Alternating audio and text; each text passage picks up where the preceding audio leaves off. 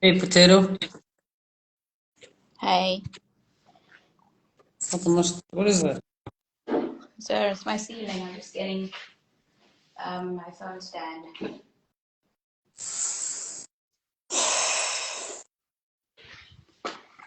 I thought I'd catch you guys speaking already. Yeah, he was gonna come on now. Chad and I was wearing this talk because of you, boy. What?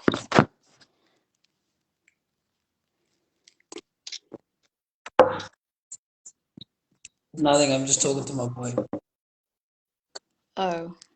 Hurry up! Who? Talking to you now.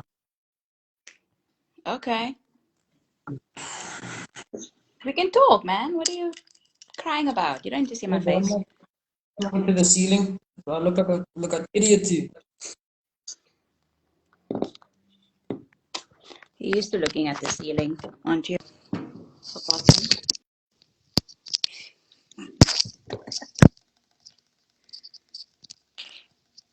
That hijab always looks like it's choking you. Huh? That hijab always looks like it's choking you. It's not. Maybe it is. Maybe you like it. Anyway. You can't make such un-Islamic jokes on this live. You're in an Islamic country. They're gonna kick you out. I guess you have to make jokes like that to keep people engaged.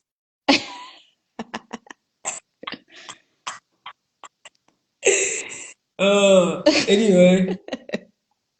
Um, yeah, I think, yeah, you went off the previous live, and then with your future hunk boyfriend, and then the other girl came on, and then Which one?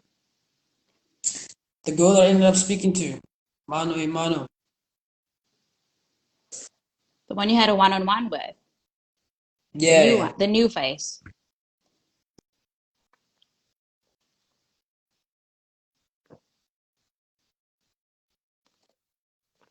What's going on with your intro?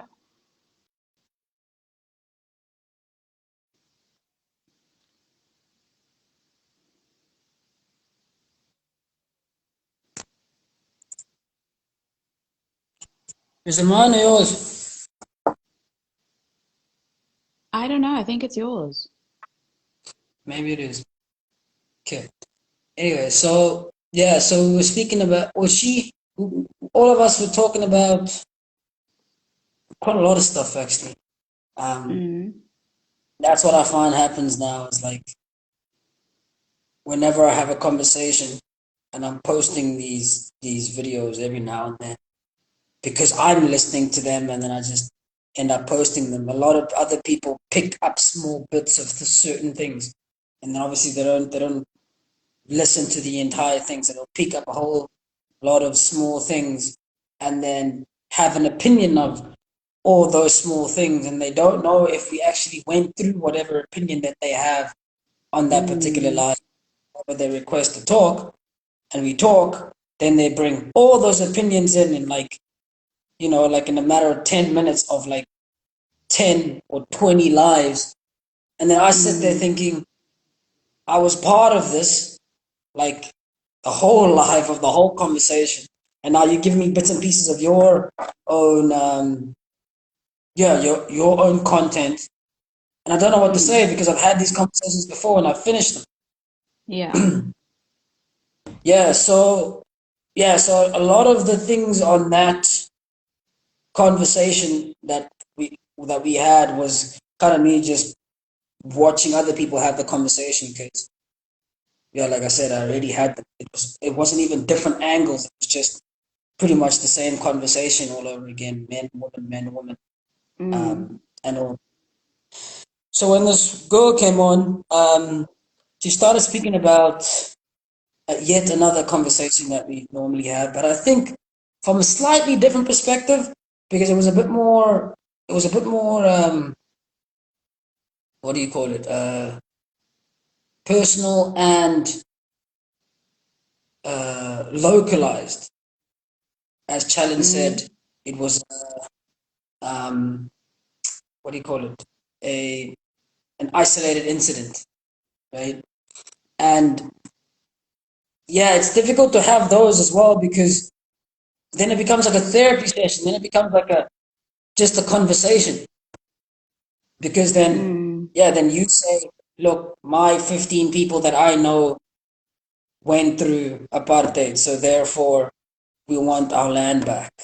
And it's like, okay, that's just an isolated conversation. We can have that over the phone, right? Um, yeah, and then it's difficult to answer it by kind of looking out because that person's so zoomed in, like like, and it's true because it's their life, like in the sense that look, the people that are in my street all are what was the conversation? All are single mothers, so guys need to step up, and this whole guy shit is bullshit, right? And then to answer that, to get into it, then you have to zoom all the way out to kind of explain how this life thing works and how it even gets to that point and why it should get to that point before you even then kind of zoom in. So it brought me back to that conversation with B. Like it was almost exactly the same. I told her that conversation that me and her had was leading to exactly that conversation that me and B had, where it was about what I posted today, I think. When a guy has sex with a girl, when a guy has sex with a girl, you then commit to care for them. You then commit to have their kids and be. Yeah.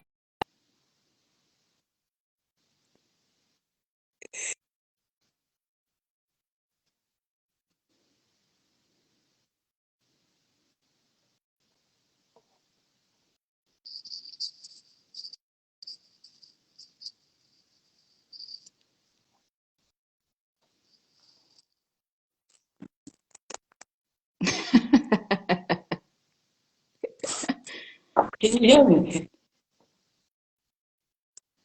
Yeah, you buffering a little bit. Okay, So what? I think it's your internet. Okay, wait.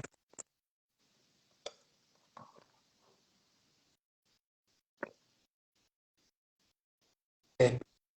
Okay, wait. I think if I change this, I'm gonna just change the network and see if it doesn't go off. Okay.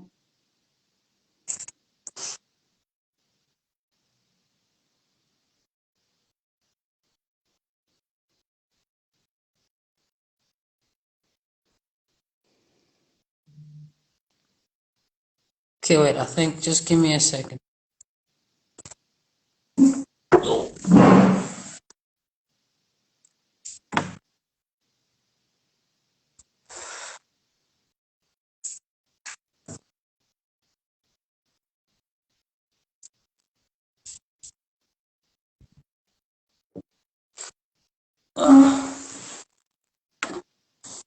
I think it just jumped into other networks that were available.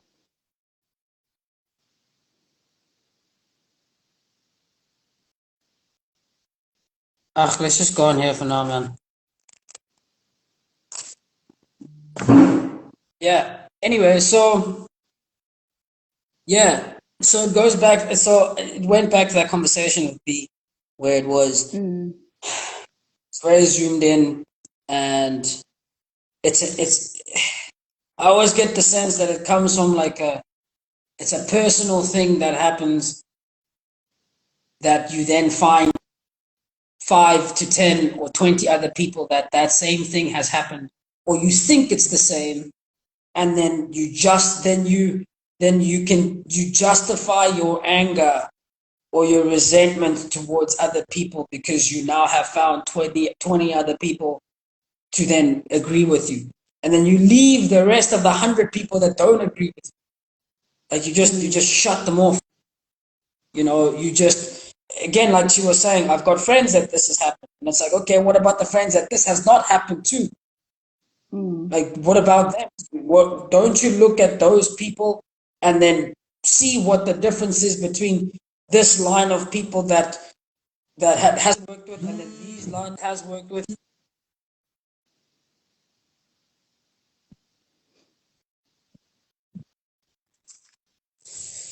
Yeah, so these people, that a lot of people that have worked with, and these a lot of people that haven't worked with, and then say, oh, okay, well,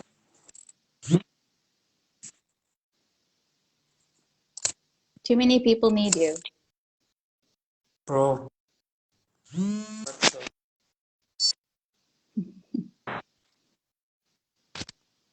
One second.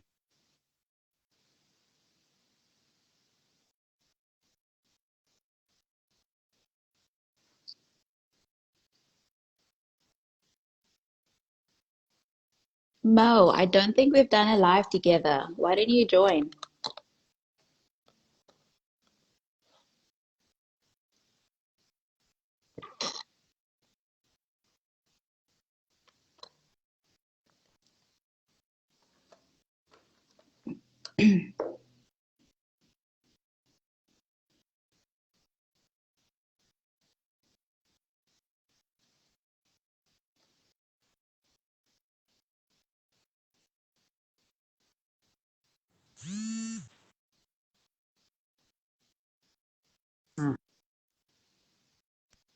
Yeah, there's some lots of f bombs there. Anyway, so yeah, so I think that's pretty much what happened is you have a group of people looking at all the lives that I've done, right? You have a group of people that think a certain way, right, and then take whatever thoughts that they have and look for 20 or 20, 30 people that think the same way, and then say, okay, now what that justifies the way that I should then treat the other people. And then they don't realize the other people are a massive majority, and their way that they've done things are completely different. And the answers of how to, of, or the problem that they're in, the answers to those are in the actual other group. But because that they want anger justified, they don't look at that other group. They look at the group that suits them, and then they start throwing bricks on that side.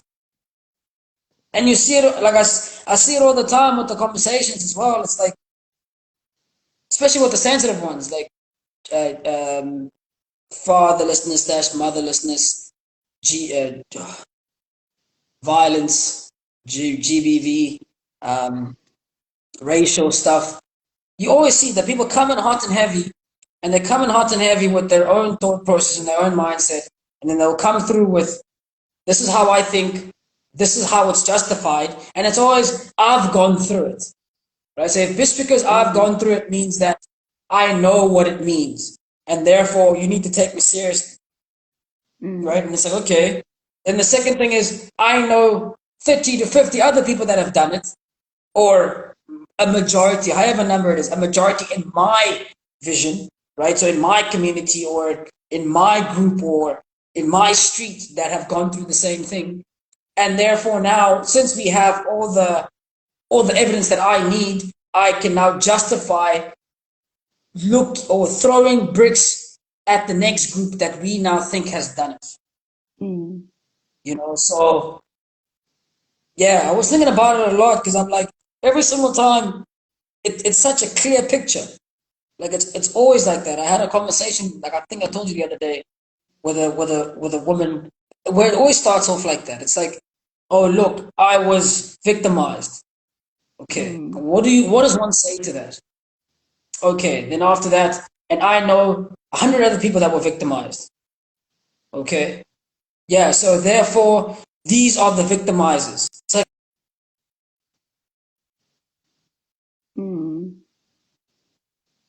right? You probably do know then 1,000 that haven't been victimized. Why aren't you then looking at them and how they're not victimized, and see what you guys are doing and what they're doing differently, instead of looking what you guys are doing and then looking at people to throw your anger towards. And that's like legit the definition of resentment. It's like, no, you just become blinder and blinder and blinder and single visioned, and you throw whatever you want to throw out the cart because it makes you the person that needs to be listened to, and you the person that is right and the other group wrong. Mm. I think it obviously So comes from a place where, you know, I think we have to talk about access and knowledge, right? And I think that people who come or have or they adopt that victim mentality after an experience, they don't know how to deal with it. They don't have the access to like therapy, for instance, right? And that those are the mhm. people who walk around with that resentment and that anger, and they just want to they want to get rid of it, but they're placing it in the wrong place. And I think Mm. that's where they are at fault. And then being angry at a whole bunch of people because no one wants to recognize your you being a victim, that's unfair. You know, I think as much as you know we need to be looking out for each other, and it's a pity that you know our police force sucks and our healthcare system sucks. You're still responsible for your own healing and you know your own process and journey of moving forward. Mm. And I Yeah. think that's like kind of like the bottom of it. Like I feel because I can also say you know I was a victim of, I don't know if you want to call it gender-based violence or domestic violence or whatever you want to call it. And I can feel like a victim, you know, to myself, but I'm not gonna go around and be mad at you because you saying it's my fault. And you know, I know my truth. I accept it. You shouldn't be needing that validation from outside. And that's what I'm saying. It comes down to access to knowledge because people who don't know that, who don't have insight and don't have that awareness, they're going to seek that validation externally. And Mm. unfortunately, that's a True. lot of people. That's a lot of people who Yeah. don't have that knowledge. Yeah. You know, look, That's I just was like a even whole thinking about different that. perspective. I mean, mm, Yeah. That's very true. I think that's the thing. It's that it's such a massive amount of people because then it's just easy to just jump on the next bandwagon, jump on the next bandwagon. Oh, what are they mm, selling? Well, they're selling whatever you feel as though you are that you're right and the other person's at fault. That's what they're mm, selling. And I said, oh, cool, I'll buy that. Oh, yeah, you know what? And it's for free. Oh, wow. Okay, perfect. Let me get it. And then it just spreads like mm, wildfire. And before you know it, you get to situations like this where people just respond to triggers. There's certain keywords that as soon as you say it, all of a sudden someone thinks, oh, they're part of that group. And therefore, they're the mm, enemy. And therefore, when they're the enemy, we have to go against them. And they never think, oh, but maybe they think like that about that opinion. But if I'm going to go against them, then that means that then on another opinion, when they think like me and I need them, then they won't be there. mm, And I had a conversation with Mo about this whole the media and how it influences this stuff, but also just how people influence other people like that, where it's just so much easier to not think individually, but think based on your own thought process. And so, mm, let me make an example. Like, I had a friend that, well, quite a few people, right? But I had a close friend that went to jail, right? And he was wrongfully accused about something, right? Relating to gender-based violence. right? And Mm. he spent quite a few months in jail, right? And then he came out and he lost almost everything, and then he had to regroup again, right? And the first thought would be obviously this person will come out and absolutely annihilate the whole GBV movement because that's what the repercussions of that made him then become the victim of that, no matter how small the percentage of getting those things wrong are, but he became a victim of it, and therefore for him it's the highest percentage because he's not part of the group that didn't happen to, he's part of the group that it did happen to, right? So it makes so Mm. much more sense for him to rock up and say, oh, just like every other woman that has then been sexually violated and then goes then through, supports these movements and wants every person to be burnt alive, I can do the exact same thing and say, oh, okay, well, every woman that has gone through this and has pushed this narrative to the point where even innocent people now are getting jailed, then I'm going to do the exact same thing. And then Mm. that's how you get no one alive, because everyone's going to be guilty of something, everyone's going to be a victim of something, and everyone's going to be not perfect, right? So when I talked to him, I Mm. remember saying, like, how do you feel? And he was telling me like how terrible it is and how bad it was and how bad the GBV movement is, right? And I was Mm. like, oh, okay, cool. So you're obviously gonna go back and try and get him. You're gonna fight against the system. You're gonna, and he's like, no. But at the same time, I feel like if I fight against it that way, in a way where I want to eradicate it, then I'm gonna put my mother in danger. Then I'm gonna put my gran in Mm. danger and my aunt in danger. So as much as I'm part of the unfortunate ones that went through it, I don't then put myself in a group and then say, I'm going to go fight and incinerate those other people. I'm going to say, but look, I understand what the thought process is, and I can see that parts of this, whatever it is that you guys are trying to push, parts of it are a bit burnt and they need to be burnt off and need to be cut off, right? Because there's some people there that are not trying to push the right thing. But because I don't want to then eradicate the whole thing, that's going to put my family in danger. And at the same Mm. time, I don't want that to happen. So I'm not thinking individualistic about it. I'm trying to think of it as in a group. So as much as I can say that, okay, look, I was wrongfully accused, and therefore I would want then this whole thing of, well, look, if you are accused of rape, you shouldn't go to jail, or accused of sexual violence, you should never go to jail, right? I'm gonna say, look, fine, keep going with what you're going, right? But be careful and try to then police the system and try to make sure that there's repercussions for certain things like that. Because at the same, Mm.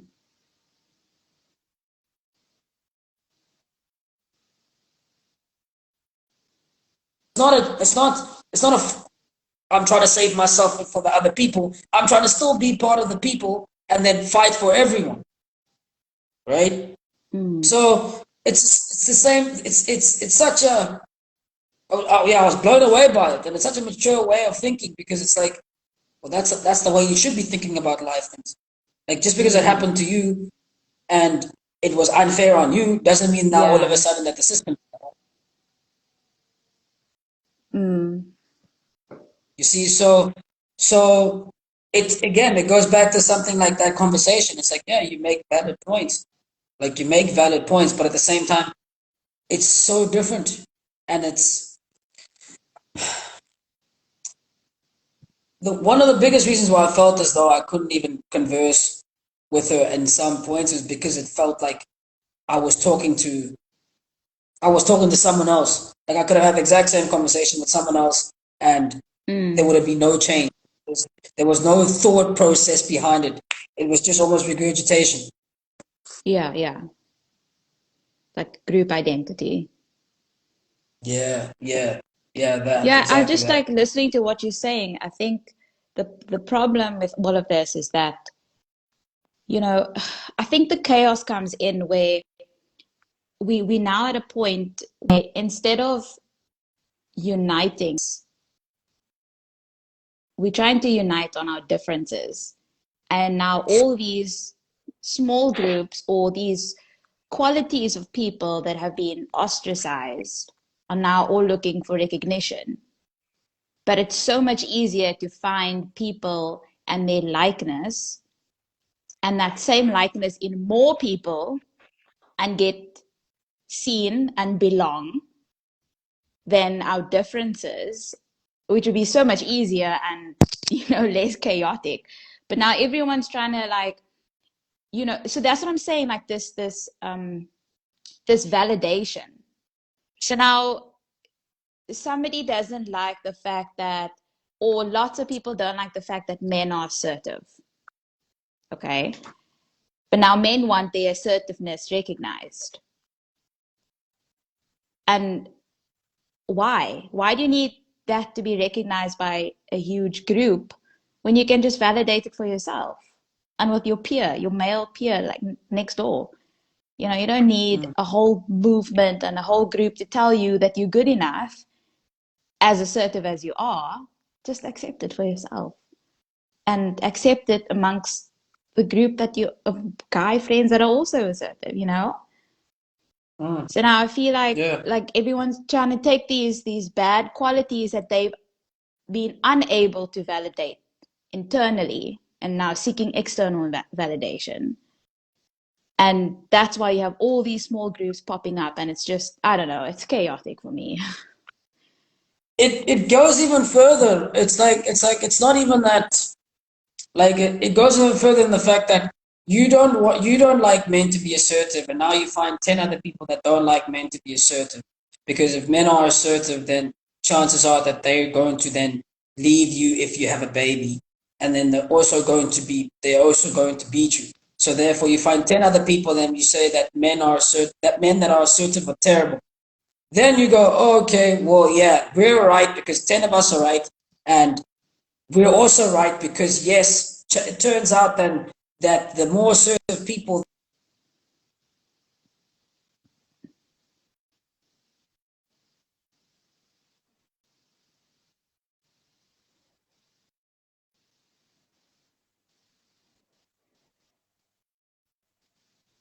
I need assertive men at the front lines to do that, right?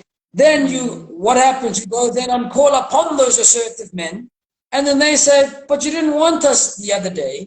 And all of a sudden, when it suits you, you then want us to be assertive. So it's like masculinity is toxic when you are a victim of it, but then when you want to then go out and use it as a tool to someone else's detriment, then you say, no, no, no, Yeah. it's great now. Be assertive, Yeah. be all these things that we Yeah, hi apparently guys. don't. How's it? What's up, man? You Yeah, good? I'm good. I'm good. How's it, guys? Yes, I just Good. popped in now from. Okay, no, actually, I'm interested. It seems like you're talking about something very interesting here. How are you, Mishka? I'm fine. How are you? I'm good. I'm good. Yes, no, just to comment on what you just said now about, a lot of sisters that, those sisters we have got brothers. They would complain about how other guys play them, but then they then teach their little brothers how to play girls, and then they somehow draw fun from that. And then they sort of feed the brother with all these tricks and skills of actually doing exactly what they hate when it's done to them. So Yeah. yeah, interesting. Yes. Interesting. Which goes back to this. I wanted to mention this to this girl, but her Wi-Fi or her battery finished. But I wanted to mention that, like, so she was talking about like men, a large proportion of men leave, a large portion of men leave them when they have children, right? And then Yeah. she made a comment that said, then I said, okay, well then, has your guy left? And then she said, no, my guy hasn't left. I know what my man is. And I Yeah. was thinking, like, what makes you think that those other 10 people didn't think the exact same way? Like, what makes you think so different? Firstly, Yeah. right? And then secondly, it's like, okay, look, why do you blame them for leaving and you don't blame yourself at all for taking care of your own self? Which then would have gone to the conversation that we had with B. Like, how do you expect to not. I wanted to make an analogy of a job. It's like I want a job, right, at a company. Okay, I want the job because I want to earn a living. The company needs me to be at the same job so that then they can then have a company, right? Deep down, I would really love to not ever go into the job and be paid for it. And then deep down, they would really love for me to never go, or for me to never get paid, but always be at the job 24/7. Right? But there needs to be negotiation. And that negotiation is a contract. Hence we have slavery. Hence we have slavery and all that. Yeah. And then and then what happens is that the whole negotiation comes to a contract. Where then I say, okay, I'm gonna come 5 days, man. But out of those 5 days, I'm only gonna do 8 hours. And even then it's like, I'll do the bare minimum. And then they say, look, okay, fine, we're fine with that, but we can only give you this amount. And we can only give you these benefits and these leave days. Yeah. And then you negotiate and you say, okay, cool, fine. I have to sign a contract. Now you're bound to it. And if you break it, you're screwed. Either one of you, right? Because if you don't make that contract, right? And I say, look, I trust you.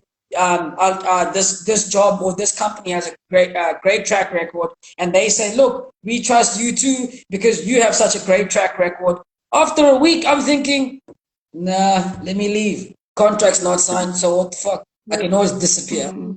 But I won't then suffer from that because they're the ones that have a company. They have more to lose. So it's in their best interest to make sure that then the contract is signed for themselves. And it's in my best interest and my future to make sure that then I sign the contract best for myself. Yeah. Which goes back to the conversation that you had, or the line that you had where you said, you do not negotiate with terrorists. Yes. Right? So now the issue is with this whole kid thing is that the one side says, I don't want to sign the contract. Then the other side says, well, I don't want to sign the contract too because it's actually better for me. Because if I don't sign the contract and I don't marry you, right, then I don't have to be here. I can always leave. And then the other side says, well, actually, that's also cool for me too. That means that then I can still chill with you and not leave. Then it's like, okay, cool. So we both agree on that. That's on the one side. Then on the other side, they say, look, okay, well, we can have all the sex in the world, or we can have all the intercourse in the world, and it doesn't matter. Are you going to be there? And the guy says, yeah, as long as it's the sex. And then the girl says to the guy, are you going to be there? She says, yeah, well, as long as it's the sex. Fine, fair enough. Cool. Engage in sex. Now comes an issue, right? Issue says, okay, well, here's the evidence of sex. There's a baby. What happens now? The guy says, well, I don't have to be here. Right? And not my, yeah, I don't have to, not my. yeah, it's not my problem. I don't have to be here. Then the female says, hey, look, it's not my problem too. I don't have to be here either. Then nature says, oh yeah, of course you do. You have to carry it at least for 9 months. So you have to be there. So now you have no choice. So even if you have a choice, you don't have a choice. Whereas the guy always does. Right? Then after that, what happens is, then we said, okay, you know what? Let's cheat the system a bit, right? Let's make morning after pills. Let's make contraceptives so that even if you can, if there's mistakes that can happen, you can still try to at least stop them, right? Or while they're going through the process, you can then still abort, right? Then you have situations whereby, and even after the baby is born, they've extended the contract. They've annexed a little bit of a contract that okay, even after the baby is born, you can decide whether you leave the baby there by the hospital or you go, or you can give it up for adoption. Give up the baby for adoption. You see, so for I think they've tried, like the modern society has tried by all means to make sure that it puts those annexures just so that in the contracts, just so that at least women become happy. But then even with those annexures, we still have a problem. And look, and the problem is only with the people that don't want to have any of those annexures and those limits there. Because the other people say, no, I'm going to go get a needle. I'm going to go make sure that I'm not going to get pregnant. I'm going to make sure that, that the other person uses a condom. I'm going to make sure that even if I go through all these things and I skip them, I will then abort. Or then I will then give the baby up for adoption. Right? Because at the end of the day, I don't have a choice whether to carry the baby or not. Right? Because that's what nature has chosen for me. Right? So the people that do have a complaint about it are the people that go through the exact same processes and then still choose none of that. Yeah. Right? And then their choice is, oh no, the person that has all the choices in the world, he has to come back. Even though if I had the exact same choice, I would never come back. No, that's a bit stupid if you look at it that way, actually. Because it is. Because, I mean, if I've got 5 choices to choose from, and then one of them is leaving and never coming back, I mean, it's my choice. It's there for me to choose. It's unfair. It's unfair. It's unfair, but then I think when women were because if, for example, remember before the freedom that we have now, which is why I always asked whether is freedom really this exceptional thing that we actually had to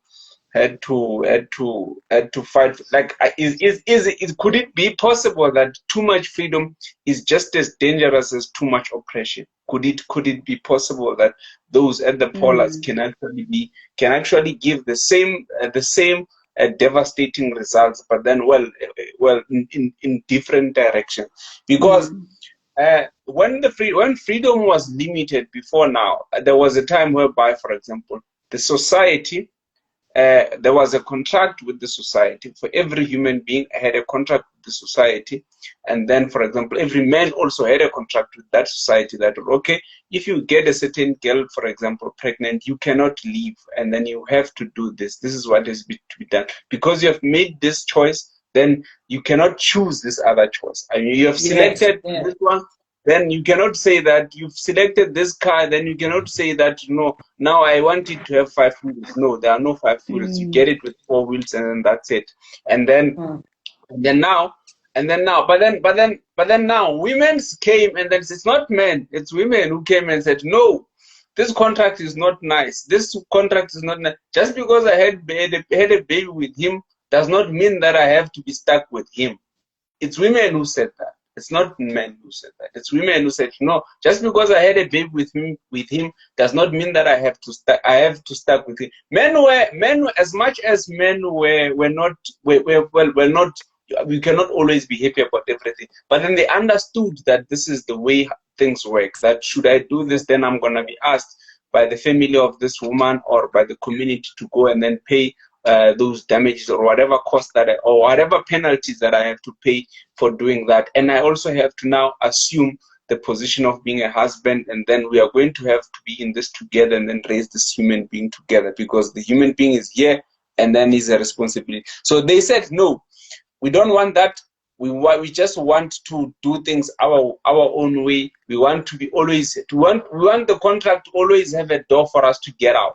But then in reality, you can't really get out of this contract because there's a baby that is attached to you. So it's one of those things that you think that they're gonna work out well, but then they're not gonna work out well. I am convinced. I still am convinced that there will also come a time whereby maybe some resets are gonna happen in society. Should they? And then the only things that can trigger such things are just poverty. Poverty. Famine is a way of resetting society. Poverty, war, disasters, or one. They always have a way. Just like, for example, we had with Corona.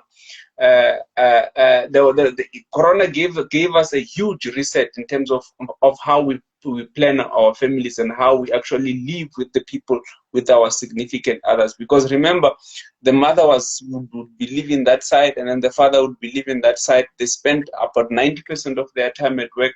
They only come back at home so people actually had to learn to live with their children. They had to learn to live with their partners. They had to learn to live together as a family. They had to learn to sort of collaborate. So, and then it was a forced collaboration, which was there before things were not so nice. Yeah. Yeah, and I Yeah, think bro. that at that point is where also they realized, okay, I can Yeah, do this or I can't do this. yeah, And it actually forced them to think further than exactly, just the good times. exactly. Yeah. And you know what Yeah. happens? And you know what And that's happens? It's the yeah, yeah. Yeah, And you sorry, know but I what was just going to happens? say to the point that you made there as well. Is it's again just having your cake and eating, because Yeah, also it's like you have the baby. Once you have the baby as the woman, you then leave the baby with whoever you need to leave it with, right? yeah, And then you go out and you try to get whatever you need to get about life or of life. But then yeah, that makes sense. But then the other, because you know how difficult it is to raise a baby. Well, Mishka at least yeah, knows, right? yeah, So if you had a choice, it's like, man, I wouldn't want to go through this. Yeah, it's beautiful and all, but it's difficult. Just like a mm, job, for instance. mm, Just like a job, it's like, yeah, it's great benefits, but at the same time, it's like if I would some days, I just wouldn't be there. You know, I'd mm, just chill at home and do nothing for it. But with the mm. child, it's like, well, actually, I can live with my mom or my grandparents and then go elsewhere. And then when I go elsewhere, whenever I'm there, I'll go and I'll shout that, look, these men are trash because they're not with their kids. And then, where the hell are you and where's your kid? Oh, no, he's Yeah, back at home with my mom. It's like, the yeah, fuck? yeah, You know, so you're doing the yeah. exact same shit, but then you justify it when you're doing it, and when someone else does it, then you're like, no, Yeah, they're the problem. And like I said again, the people that have the problem with this are the people that are doing it. The other people yeah, don't have an issue with it. The women that have the kids and then get married, have the children, and then say have planned pregnancies and planned parenthood and things like that don't have an issue with this, right? mm, And then obviously yeah, again it's multi faceted, because it happens a lot more in certain societies than other societies, in certain yeah, families and in other families. Like you see the trend with your with your mom, and then you go and you say, well, look, I'm gonna do the exact same shit. Then you go, oh my gosh, men are trash. Well, what happened with your father? What happened with your uncle? What happened with your brother? Oh well, no, they're cool. It's like, yeah, they're cool to you, but they're someone else's trash. And then what happens Yeah. then? And what about your mom and uncle? I mean, your mom and grandmother and aunts. What, are they not trash? No, no, they're not trash because they raised me. How did they raise you, bro? mm, Like they had to go somewhere else. Your grand had to raise you. Then they came back because they had to be back because they left you with your parents. And all of a sudden they're great. And then how are they also great if they don't then stop you from making the same mistake? yeah. Like how's that not trash? Yeah, But yeah, I think also the issue of there is an element of what do I call it? Um, like the people there's that weakness of I noticed a lot from people that were raised also by the single mothers is that you'd find strong and that independent. yeah, no, not necessarily independence.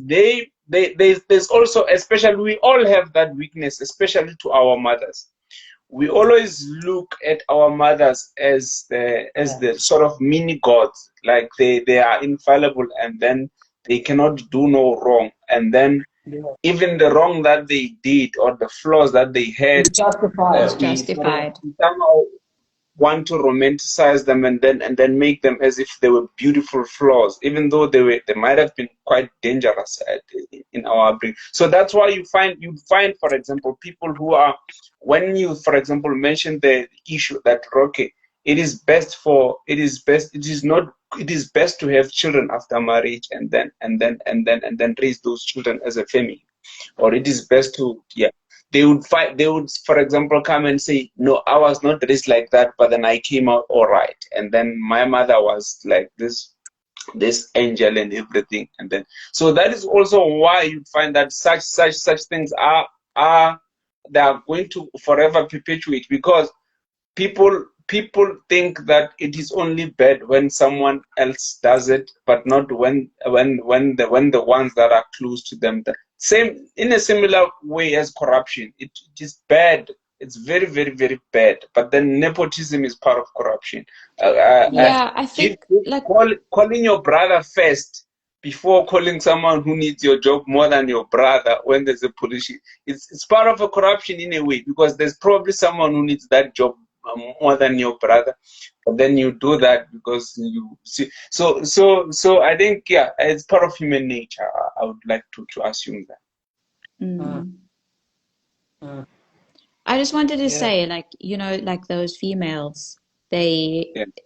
they like you said, like they romanticize whatever flaws and wrong that their moms did. Yeah. But then when they're in the situation and the guy tells them, no, you have the kid on your own, then it's almost a problem. But you were glorifying your mom's challenge as Yeah. a single Yeah, Yeah. mom, but now exactly. you Exactly. won't go through the Exactly. same It's such a thing big contradiction. and Yeah. glorify yourself, and just take it on and be the queen that you said your mom was, like. Yeah. Yeah. Yeah. And then now all of a sudden, you know, you need a man to help you Yeah. look after the kid. And yeah, I think a kid is not just, it's not just a thing, man. Like, as much as, there's so much of, I feel like there's so much of preparation and thinking and decision making before you marry someone. Why is it Yeah. not the same process when you're having a kid? Because both of them is a commitment you're making for life. Yeah. And the kid is even more of a commitment than a marriage. So why Yeah. why is it Yes. why is it Yes. not taken more seriously? If you want to get married to someone, you're going to make sure they're looking after you mentally, emotionally, financially. Yeah. This guy can give you this lifestyle that you desire. And a lot of women don't stop at the Yeah. basic. They want that image Yeah. in their head. But why not The do the same. same thing? Why not put that in your contract? I Because think. you I think. want a Yeah. certain ideal when it comes to kids. Well, how I are you think. going to I put think it in the contract when the person that taught you how to write contracts never put it in their contract? that was a terrible negotiation. Yeah, Was a terrible and then if you're negotiation. never going to say that, Yeah. then you obviously never see then the flaw in the contract. But then the thing Yeah. is, again, exactly what you're saying, it becomes a contradiction. So you don't see it Yeah. then, and then when the person that you sleep with says, "Look, if you're gonna have this baby, I'm not gonna be here, so you better not have it," you're thinking, "No, you have to be here." And it's like, why do you have to be here? Aren't you strong and independent just like your mother? Because if it's either that or you're not, and if you're Yeah. not, then your mother was Are you? wrong. Are And you? if Are your you mother weak? wasn't I wrong, then know your mother that's what was I'm right. saying. So that's I, what I'm saying. Like when you negotiating and drawing up that contract, like protect yourself. Put the clause yeah. in for yourself and do what you need to do. Yeah. Right? Just I like the think the one company, point that the you company will say there's a probation period. Your probation period needs to be that you either go on the pill, you're either going to get a morning after every time you have intercourse, or you're going to do whatever you need to do because you're going to or save don't yourself. And then the guy, if or don't he's have so, it. yeah, or not have it at Yeah, all. And if the because guy then the is so excuse scared will of be. having a baby, then he will do what he needs to do. But then ultimately, what happens is then you find that there will be an excuse at every point of that. There will be no contraceptives that cost too much, or they make me fat, or they Or mess with he my needs to hormones. pay Okay, for it. yeah, could be, yeah, and Or those could yeah. be all reasons. Or I why mean, doesn't he pay for? Why doesn't he pay for the yeah. contraceptive? Because he's the one who does not want to have a baby. If he did not want to have a baby, why didn't he use a condom? And that is exactly the mentality that ends those people up in those situations. Exactly Yeah. that. Yeah. Because Because then, Yeah. then Sorry. after Sorry. that you have this. Sorry, man. It always goes back to that whole thing of, okay, well then, fine. Let's say the pool gives you issues. You can't take more than 3 times. Okay, cool. So then use condoms. Oh, okay. What condoms do you have? Oh, I've got male condoms. Okay, well, what about female condoms? Oh no, they make me like this and they make me sick and they're uncomfortable and they're hard to find. Okay, fine, fair enough. It's could be true. Like I'm not fighting with you. Okay, what next? Okay, what happens if you do have the baby then? Are you gonna abort? No, I can't abort because the way that I believe in religion, or no, I the thing believe is I in God. can't. It's like, oh, okay. Well, then what happens when you do have it? Are you going to then adopt it? No, the thing is, I can never then do that. I can never I abandon will my never child and I'm forgive attached to this. myself. Then it's like, okay, well then, the guy made it clear to you. He's not going to be there. What are you going to do? You're going to force him? Yeah, I'm going to go to court, go to court. And then do what then? Just take money from him. And then what? You're still going to be a single parent. Now what? That what's going to happen then? It's not like you're going to change his mind after that. And then what? You're going to still say, oh, it's their fault. It's their fault. It's like, okay, cool. It's going to keep happening. It's going to keep happening. And it's going to happen to your kids and your kids because you're going to idolize them with that mentality. They're going to idolize you with that mentality. And whatever you're thinking, they're going to think that that's right. And then you're going to go out and then it's going to happen to them. And then you're going to sit around and then you're going to think, oh, look, all of us here all have kids and we're no men around. And that is amazing because we're single and independent. But all of us actually wanted men. So how single and independent are we exactly? We can't have that conversation because then that means that then you're going to have to look at the person that you idolize in a bad light. But then perhaps that bad light is exactly what you need to shine on them to break this curse and not then say it's a curse that men put out there. It's like, no, it's not. It's in that homestead. It's the way that you think because the God is not there, just like you don't have to be there. Right? But you don't have a choice.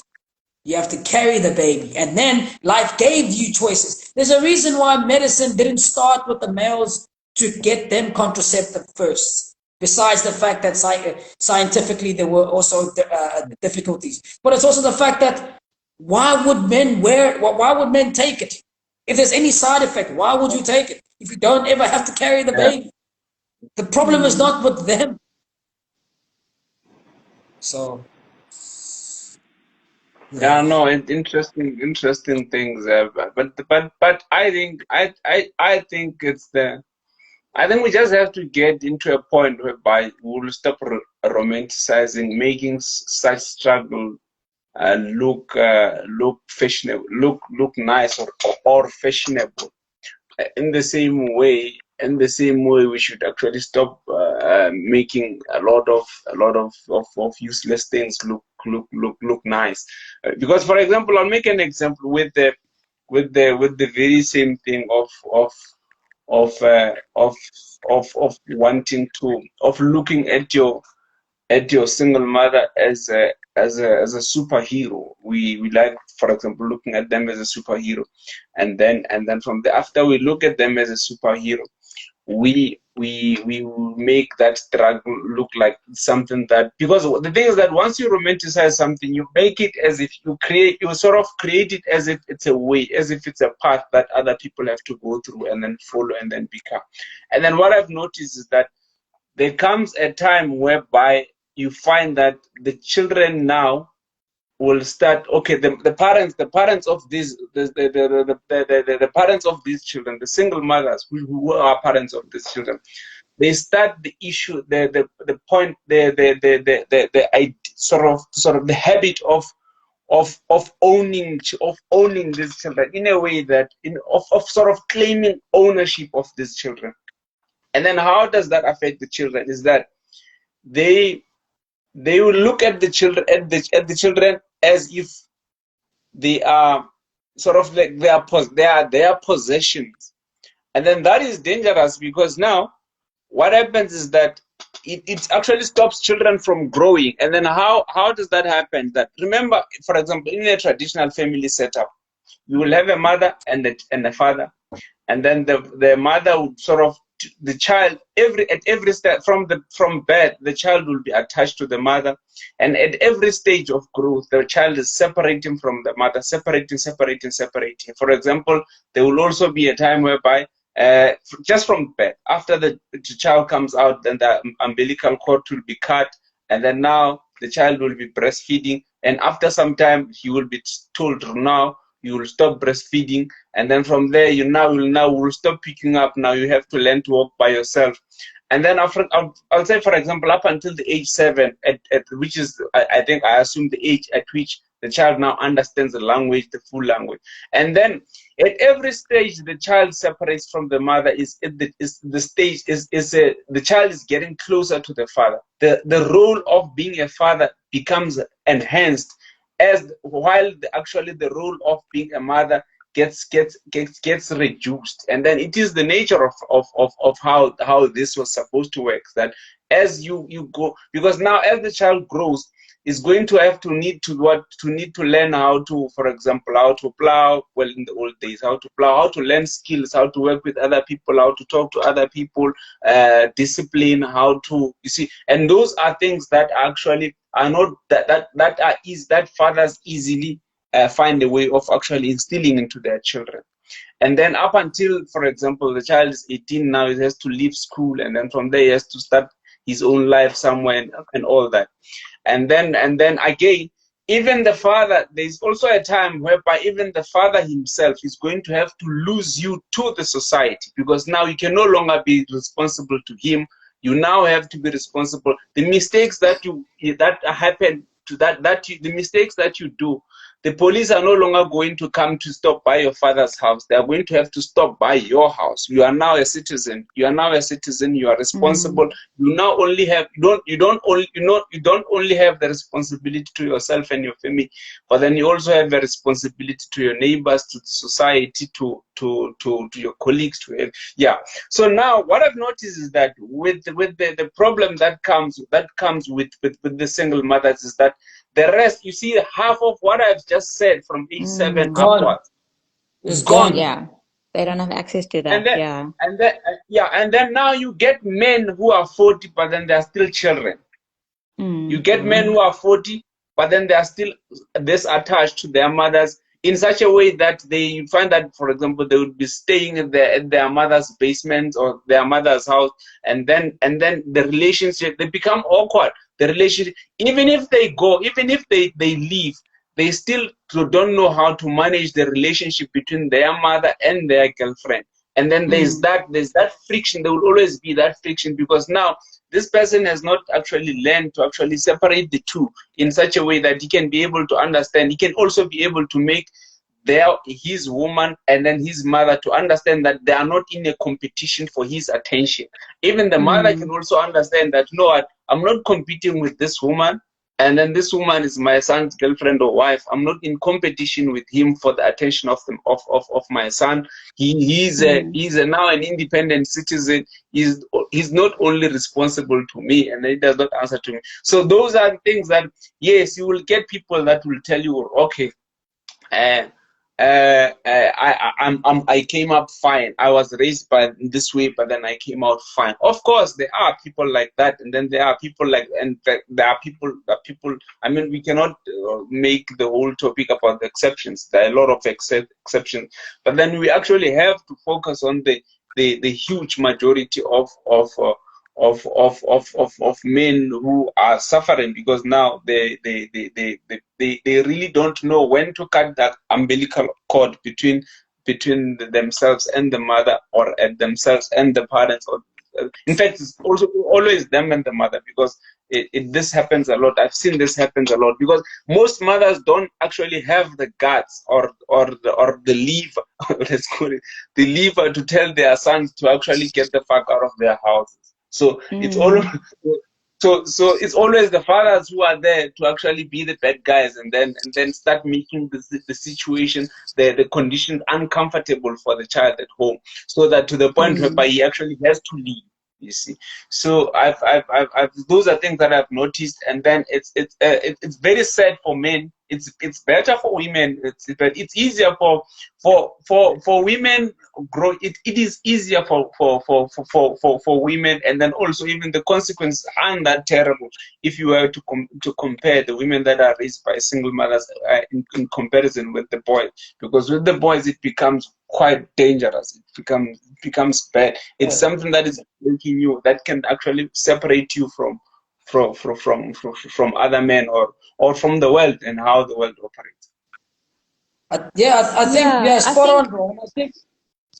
I think it affects both genders differently, because again, it's like for the females that get brought up by single mothers, then they tend to then also be single mothers, but then their kids then get raised up by the grandmother, and then they then can't separate the mother and the grandmother. It's like, who's the mother? Because the grandmother's, or the mother's never there, which is another question of well, then is that motherlessness? Because then your child is calling the grandmother the mother. So you're not there. You're just getting this child getting raised by your mother, but then you justify it because it's your parent that's raising them. But it's like, it doesn't matter whether it's your parent or not. If it's not you, then you're not a present mother, which is then motherlessness, just like the father not being a present father. Because then the kid gets raised up and then they don't know, well, who's the mother here? You come every time after whenever you get leave and come and say, hey, by the way, hey, it's me. How's that any different to a guy that's going to then call every now and then and say, hey, how's my kid doing? I'm not paying the rent. It's like, how is that any different? So then it affects those kids in that way because then they grow up and then they don't know how to gain respect. It's like, I don't know how to respect you anymore. You made a decision to go out and have a child with someone else and not be and not put me in a situation whereby I have both of you guys there, and now I have a mother that was there 24/7 trying to take care of me, who then often also has to then sacrifice their job if they're still working, or hopefully they have someone else that or a father figure that's also there, which is highly unlikely because it's a trend that normally happens. And then you just get raised by the rest of the family, the aunts and all that stuff, and then they have kids, and then it's like 15 females in the family with all single mothers, and you're all just chilling there waiting for the next generation to happen. And all of them have one thing in common. We'll blame the men because they're never there, right? But then, we're never there too, but we'll call that different. And then after that, what we'll say is that then when we get these men, we will say that they should be in our lives, even though we glorify the mothers that we say that are great when they're single. Yeah. And then it's a whole completely different issue. Sorry, Mishi, yeah? I think it's just, it becomes so messy, right? And you just think to yourself, what would my life be like without the kid? And what's my life going to be like with a kid, whether there's a man or not? It's so difficult. So why do you want to put yourself in that position just to get a guy back? Or it doesn't make sense. That's the first thing, right? The second thing, you now choose to. Yeah, so why are you not asking yourself that when you're refusing to use contraceptive, but you want the guy to use contraceptive? Like, it just, I don't know. Anyway, then the other thing is, okay, fine, you're going to have the kid, but how much disadvantage are you placing in this kid's path? Right? And yours, exactly. So firstly, you leaving the kid with the grandma or the nanny or whatever, right? And that grandmother's disadvantage, yeah. So granny's at home. Okay, granny is not from the current generation, so your kid's not getting exposed to current affairs and whatever's going on in the world.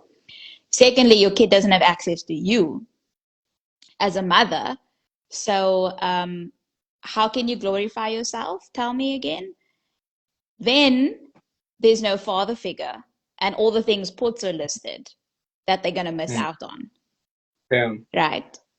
And then life goes on. This kid goes through all this challenges and whatever, and you want to glorify yourself, and you don't sit back and question, oh my goodness, what did I do wrong? Why did I do this? Or, you're not judging your parenting. And it all could have been avoided if you just sat and reflected for 5 minutes. The pros and cons of, what your life would be like with and without a child. Yep. You could have written it down on the back of your hand. You don't need to be a parent to know the difficulties and the challenges that comes with being a mom or a dad. Like, you don't need to be a parent. And I 100% think that the men that never want to be present do exactly that calculation. Exactly that.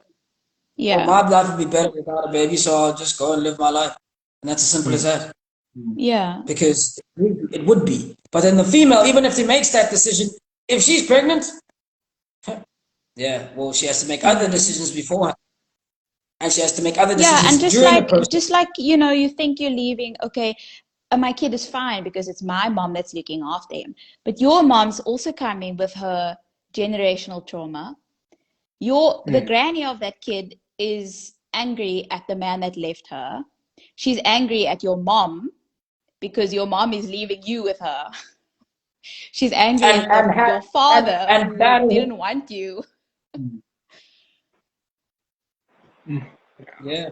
I do agree with one big thing that she said. Well, a lot of things, but one thing that she did say was that there's a lot of psychological and a lot of psychological trauma that happens, and it keeps going through generations. And that I was Yeah. like, yeah, that's spot on. I absolutely agree with You that. know, that is That is that exactly what is has happened. absolutely. That's exactly what has happened. That is exactly what is happening. And So you can't break these traumas until you accept them first of all.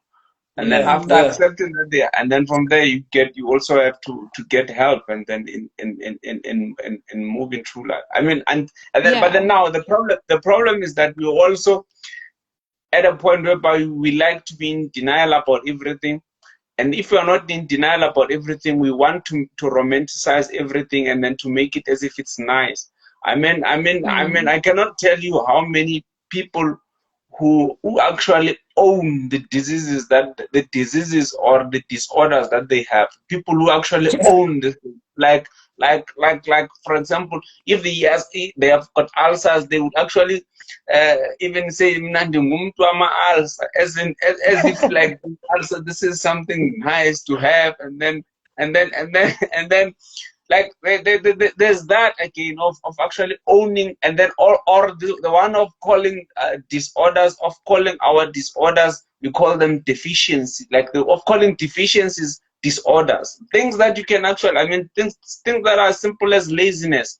You can mm, just change the way you are moving, do things fast, and then be a little bit more prepared. And then I've got this disorder, and then because a lot of, I can tell you for sure, a lot of anxiety, there's this big anxiety disorder. A lot of anxiety is caused by lack of preparation. And most of if you were to actually find one of, I can tell you for sure, yes, they may give you pills and then you can keep popping and keep popping, but then the only way that I know that I can guarantee you 60% of the time is gonna solve your problem, if you've got the anxiety issues, is what you must always be prepared on time. Always be you prepared. know, Prepare before you prepare, and then prepare all the time. And then from there, it reduces all the stress that you have, and then from there you'll know how to be calm. But then if you, every day you're always late, and then you're always, of course, you are living in state of, and then you're gonna call that, no, I've got this disorder. And then from there, because it's a disorder, then you embrace it. It's nice because you are the only one who has this disorder, or there's only a group of people who have got this disorder. Then you start your own support group, and then you start a badge. Then you give it a color. You give it a color and a badge. Oh, we are going to give it oh, a, poor a, soul. a purple ribbon or a yellow ribbon. We suffer from this disorder, and then you then it becomes a problem. And then from there, you never get out of that, because now if you solve that, then you're no longer part of that pact. And then now, because you're no longer part of that pact, now you're going to have to find another group to identify as, and Mm, then from there you look for another disorder. Oh, I've been abused. I've got a post-abuse disorder and all that. So mm. I think the sooner we actually recognize the deficiencies that we have, or the traumas that we have, we should get them resolved, and from there try to get back on track, and then live our lives in the best way that we can. Yeah, so I I can think I only think like imagine. it goes back Yeah, to recognizing and not yeah, putting not glorifying those yeah, women that raised us on their yeah, own. Like dig a little deeper, put two and two together, use your common sense and realize that what your mom did was wrong. Acknowledge it, yeah. label it, acknowledge it, and Yes. make a conscious decision that you're not going to do the same thing. You don't need to go to her face and be like, oh, you messed up and, I hate you for this and whatever. But just Yeah. recognize it for yourself and then make that decision for yourself and for the future. Mm, yeah, I can only imagine the level of anxiety you have if you fail to plan to take your anxiety medication on time. Yeah. Yeah. Then then it becomes a mess then because now it's something to speak about on the next support group meeting, which will also be late on, but then at least everyone is sharing the same. It's no preparation. I know it's really terrible, guys. We should it's something that's yeah. It's very terrible. Yes, is that B? Yes, It's it's Mo. Naples. Oh, No, Yes. apparently now I'm blind. Yes, so he would have said some stuff already, though. I should yes. So He would have said something. But Listen here, yeah. So and yeah. then said something completely out of whack, and you thought, why did I listen? So yeah, it's the disorders. We should because the biggest problem that we have now is that you get uh, which is what you said about the traumas. You get a mother who was abused by the boyfriend, and then the relationship was sour, and then she was abused by a boyfriend who was abusive even before they started dating. But then she was too blind to see, and then she was too stubborn to listen to the other people who told her that no, this is wrong. This guy is bad for you. Or His genes should yes, not propagate. she Yes, saw and then said, "No, look, I'm different. My yes. man I'm won't different. do that to me." I can I'm change gonna you. I change can him. change this guy. And then from there, she fails to change this guy. And after failing to change this guy, she also fails to tame this guy, fails to change this guy. And then from there, then they break up. And after they break up, then it becomes a misery. Then from there, she then keeps on telling this child that, you know what, stay away from men. Men are rubbish. Men cannot change and everything. And then the child grows, and then after growing, she absorbs because again, at the end of the day, the children learn from the closest people. They learn, and then they become what? They become mini feminists. They become mini feminists. They come and yell at us in the streets and then on Facebook. Then from there, can I then they tell their hold daughters on? these things. They tell their daughters these things as well. Now their daughters, they grow up knowing that no, you know what? My mother was a strong woman. She did not need a man. So I don't want to need a man as well. And then I wanna be, but then not knowing that she was actually starved and then robbed of half of her life, half of her lessons, half of her legacy, half of her family, half of her family members, half of the business connections, half of everything. And then from there they go and then they do the same thing. Then they do the same. It becomes a problem, a chain of nonsense, basically. Yeah, exactly. And you know what? On that note, Mo you wanted to want to Kid, say add anything something. more? I Go for really it. want to say something. I really want to say something. I do, and I agree with some of or a lot of what you're saying. But then Yeah, what I'm failing to hear is you giving some accountability to men and what they need to do also to reach out to their child's life. I mean, well, even yeah, with like no, even with the disorders and all of them, like yeah, I don't disagree with you completely, but then I think that you should consider like taking them seriously as well and not downplaying how serious they are yeah, um, in people's lives as well, mm, yes, because yes. even Yeah, I You know, think. even Yeah, with I think that.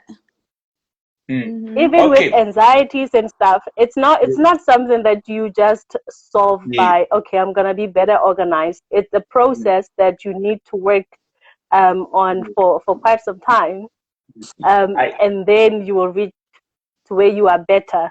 So it's not like, okay, no, you are lazy, get mm, organized, and mm, then you are fine. Um, Even with men, it's not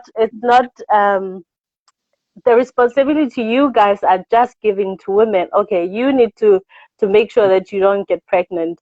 You need to make sure that this and this and this and that. What about the accountability that yeah, the guys or the men have to say, okay, like I know, like our relationship didn't work or this and this didn't work, but I have a lot of accountability as well to be a part of my child's life and make sure that they don't go through the traumas their mothers went through and all of that. It's your responsibility as well to make sure that your child is fine.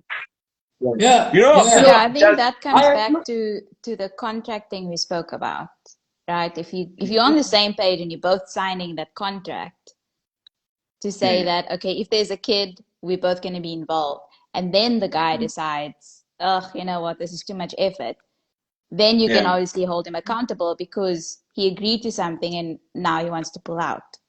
Yeah. You know, but then even Mo. So sorry to interrupt you more. I agree with you, but then I have to understand something.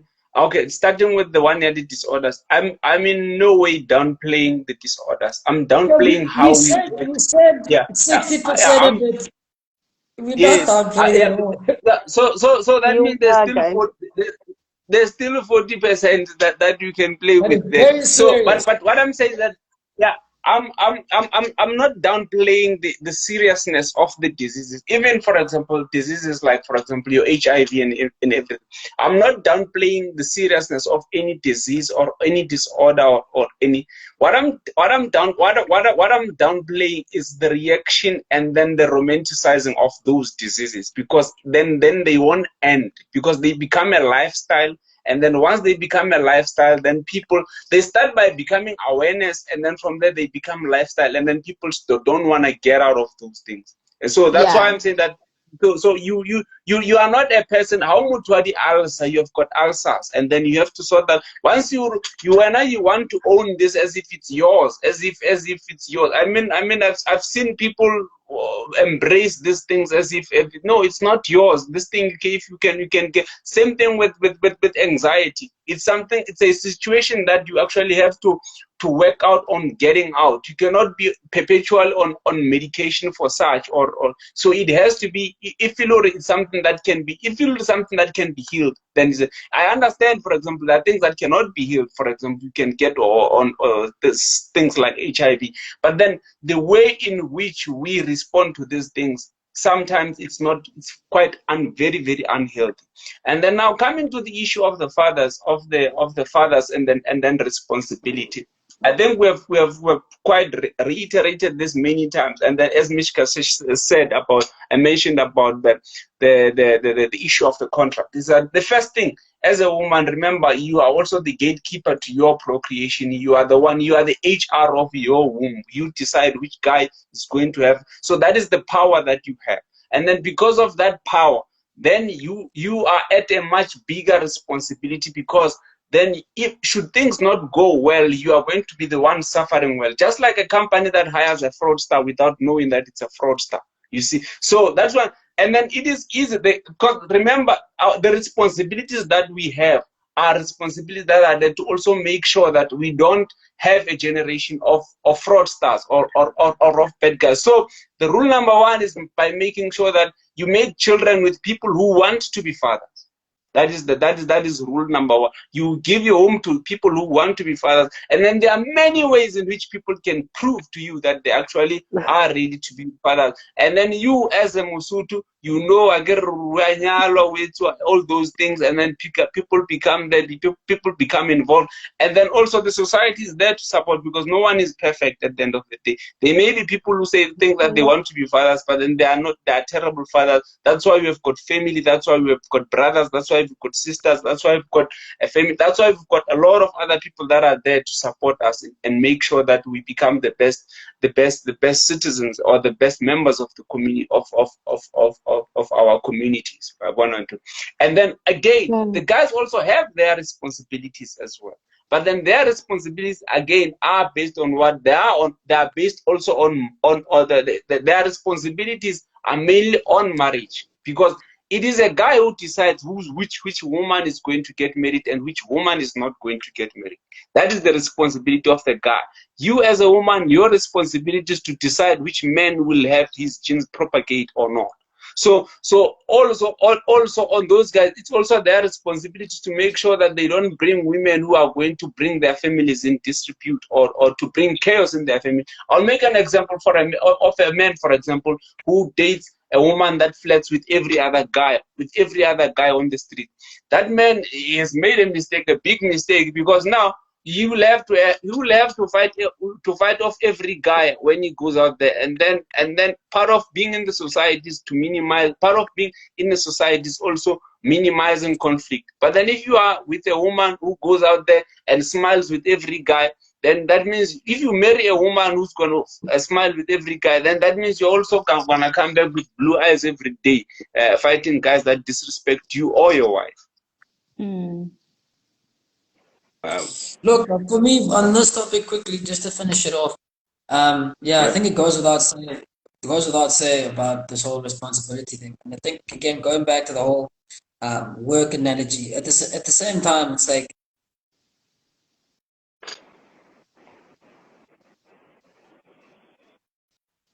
don't want to do it. Like it's if they didn't want to do it to begin with, and then you tell them that it's their responsibility to then come to work, it's like I didn't want to come to work to begin with. Why is it then my responsibility?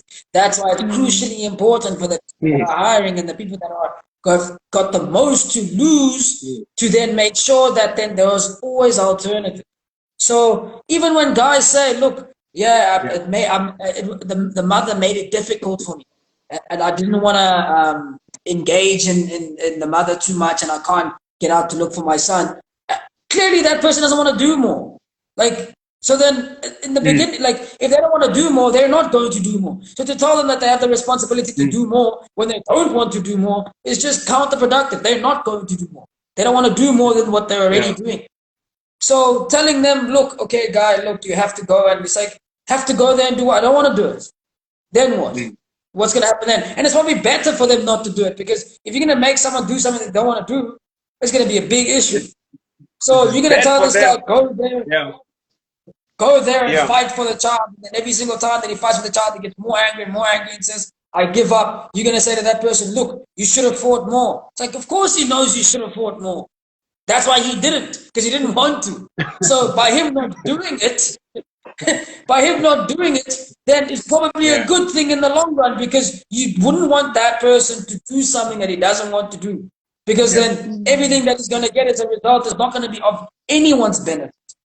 So whenever you're telling people, look, tell the fathers to then fight more, it's like, like why? Like they know how much they need to fight. You know how much you need to fight for your kid if you really love whatever you do love. It's like, but then it's like just like with anything. But then if you have a limit as to how much you want to fight, clearly you don't love it past that limit. So whatever it is, if it's food, if it's work, if it's your sports team, whatever it is, it's like, I'm going to be a Man United through and through. But if I'm not going to go to Old Trafford and watch them, and then some people are going to do that. Well, they're more supported than I am. So to tell them that you need to have the responsibility to go and watch Man United, they're going to say, no, I'm not that much of a supporter. So these people come I hear what you're saying. Look, wait. I hear what you're saying there. But then why are you guys then like making, so then let's say we're looking at society as a whole and why it's messed up, why we have all these feminists that are going crazy, why are these women hating men and all of that? Why is it then that when we are seeing the problem, which is all that we are seeing now, then the blame is always like, okay, you women, you must do this. The accountability now is pushed to those ones that we are clearly seeing, no, like our society is like this and this and that, our children are like this and that, and the cycle keeps on going. Now, you cannot always be preaching to one side and saying you must fix yourself like this and this, you must protect yourself like this and this and this and that, and then saying nothing on the other side, because you have to preach the same message to both in order for any change to happen.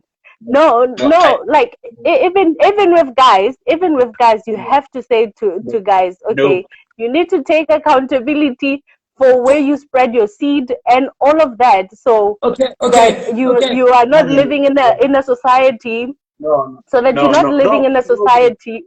No, Mo. Mo, I have to disagree. I have to disagree with you. So then what? So if I take responsibility, right, to tell my friends to watch out where they're going to then spread their seed, right? Then what? What difference is that going to make?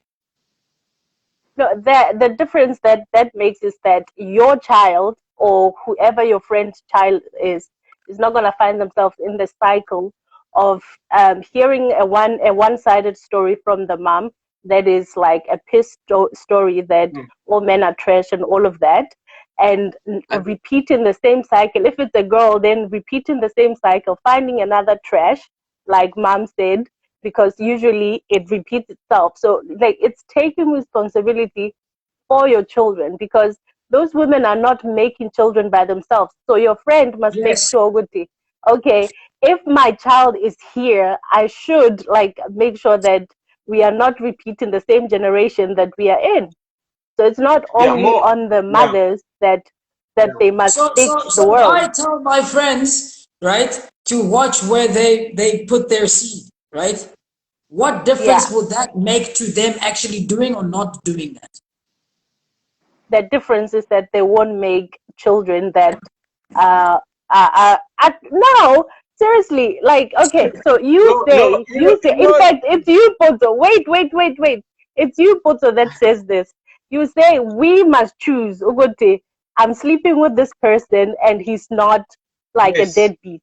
Like you saying I must know that from just meeting someone, right? No, In the no. same way, why don't you put the same responsibility on a guy to say, okay, you must look at this woman and be like, okay, here is trouble, then you must figure it out. Yeah, The but same way that you Mo, are telling me to be okay. able to spot that from just a guy. Okay, can I answer you now? Okay, Mo, the Yeah. reason why I'm completely I'm completely in disagreement with what you are saying is that Mm. you are talking you are making the mistake of talking as if both genders have got the same responsibilities. No, I disagree with that. They don't. Why? Because Do you if not have the one make same responsibility? wait a minute. If one makes a mistake, one does not suffer in the same way that the other one suffers.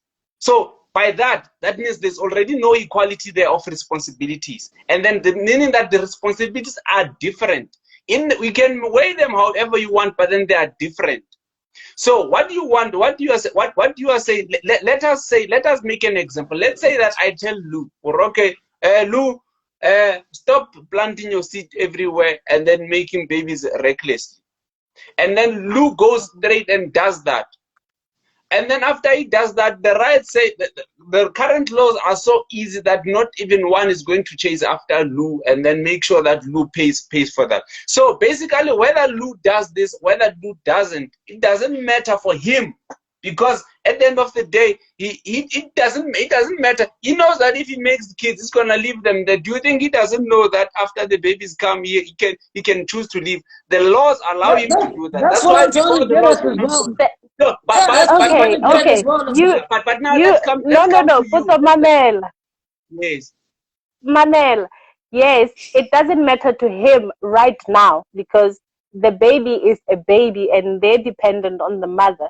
But then yes. later, that very same child is going to be the very same child that is grown and needing hore a guy dueke a guy if Mm. he's a guy, and then if he gets all messed up by the society Okay, because the streets are teaching him all this kind of stuff, it Mm. affects him because the same child is the one that's going to be in jail, the same okay. child is going to be the one that's robbing him.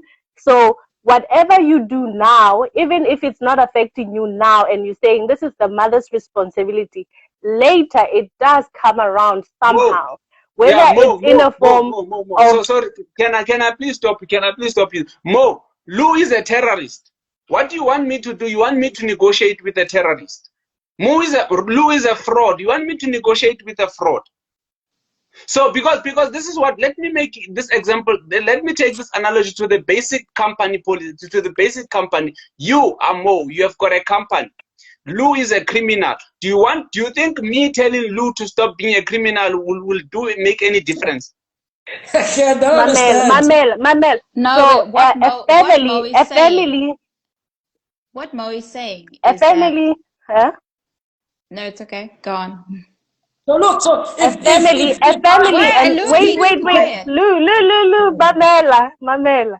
a family and company, those they won't work. So let's No, no, stick. no, no. Let's stick to Very well family. from the No, it language. won't work Okay, because it's okay, too. okay. Let me stop you there again. Let me make it with the family. Do you think if Lou is a deadbeat, Lou is a deadbeat. He sleeps with every woman that he sees, and he enjoys being a deadbeat. He likes that. Mm, Like he mm. enjoys. Do you think me telling Lou to stop doing that will make any difference? Mamel, that's not what I'm saying. Yeah, Mara Kere. but I Whatever, removed the whatever. analogy more. I removed the analogy. I put the example in the example that you are talking exactly what you are talking about. I'm saying, okay, let's forget about the companies and the HR and the hiring and everything. Let's Mm-hmm, say now you and Lou. We are talking about you and Lou. I'm telling you now that mm-hmm. Lou is a deadbeat. He likes making. He likes being reckless with his life. He drinks Jack Daniels on a Monday and then he likes riding on a bike without a helmet. This is his life. He enjoys this. That's pretty And then close. Yeah, you and then you a and then serious you want terrorist. and then, yeah, and then you want to have a baby with Lou. And then I'm telling that, and Lou is my friend. And then, as is my Uh-huh. friend, do you think me telling Lou to stop living the way he lives life because it's dangerous and it's bad for you, which is Mudier, and it's also bad for the child that's gonna come out. Do you think Uh-huh. that's gonna make any difference? But okay, so No, now No, what do you? but Mamela, that's Yeah, not hey, so what she's Mamela saying. Kuarabi, Iri Kuarabi. I'm not yes, even talking about that. She's not Whatever saying Lou that. decides to do, he's gonna do. Impa, what I'm saying is that the two people that decide to make a baby, yes, the baby might affect me directly now. I get it. Because the baby is dependent on me. I need to make sure this and this and this and this and that. Marigere, at a later stage in life, this thing is not just disappearing and you're like, I'm not going to be involved and that's that. It's going to affect you, Joloka, it's gonna a affect who? It's guy. gonna affect who? Shh. It's gonna affect who? When, Yeah, How? who? when, Me and or the Lou? Me or society. Lou? When, Yeah. and the society. No, No, no, no, it's no. in when. Yeah, yeah. No, no, Uh, no, no, no, it's, more. No, I tried to. no, I no, I guys, tried. time No, sorry, out, sorry. time out. I tried to make I tried to make no. this by actually narrowing No, down I don't the think you're analogy to catching three people. her. You are confusing yourself. You are No, you're No. confusing not yourself. catching You're not her, bro. hearing what Like, I'm saying. Yeah. Okay, what are you Mishka saying? Bua. Yeah, what are you saying? Ere Mishka Bu. Okay, What are Miska, you speak doing? now. Miska, Ere please Mishka tell me Bu. what you is saying, please. yo, Poto, mm-mm.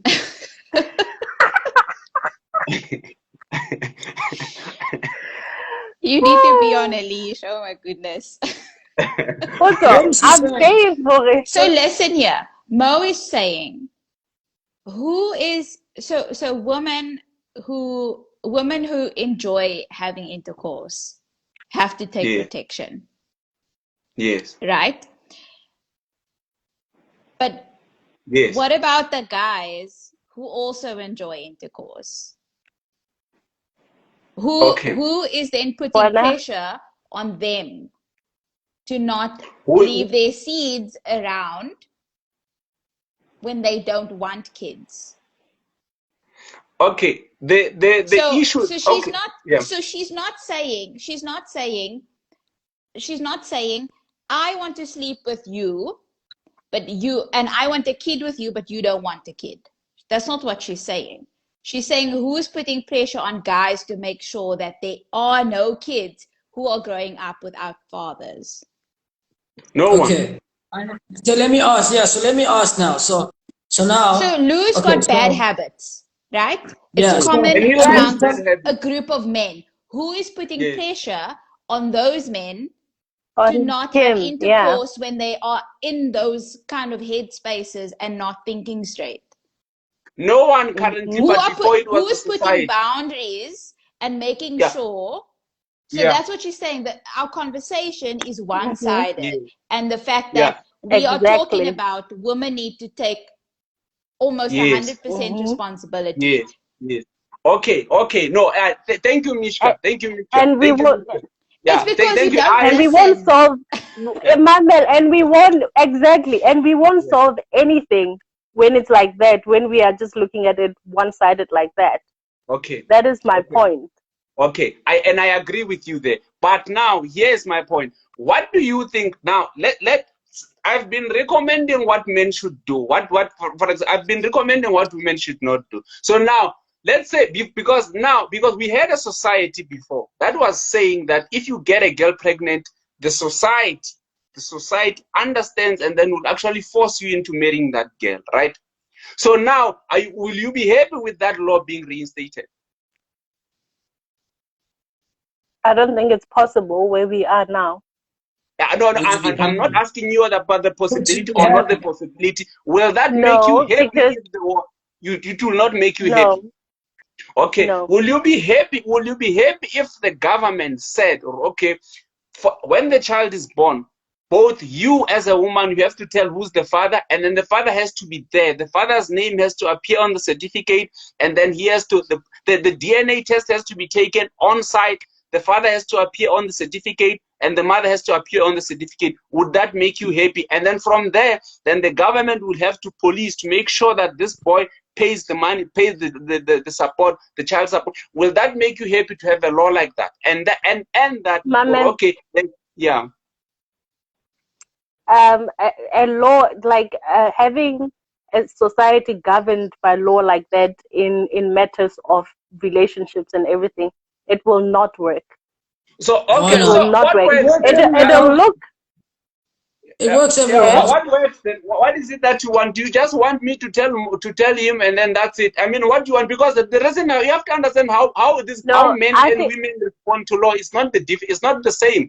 Men are chaotic, much more, and the chaos that men are capable of, it's much more dangerous than the chaos. It's much more destructive than the chaos that women are. That is why we have got societies. That's why we've got laws. It is easier. Men are more fearful of punishment, and then than women. So that is why before such things were actually governed by the society in general. So now I've come up with two suggestions that can actually make sure that the man is also held accountable and that the men are afraid of actually getting into such situation because they know the consequences. But then you have rejected both of them. What exactly do you want? But I'm more that's a of fantasy, Jim. though. It's not reality. No, it is Yeah, not a it's not fantasy gonna because it work. Look, existed That before. It's not a fantasy because it It, existed before. It was a reality. What I'm talking about was where not, did it no, it it's a was a work? reality. fantasy now. It's non-existent now, so it's not an Then let option. men be men then. That yeah, means look. both of you No, guys. Okay, look. no, What Okay, that's where so the now, problem is.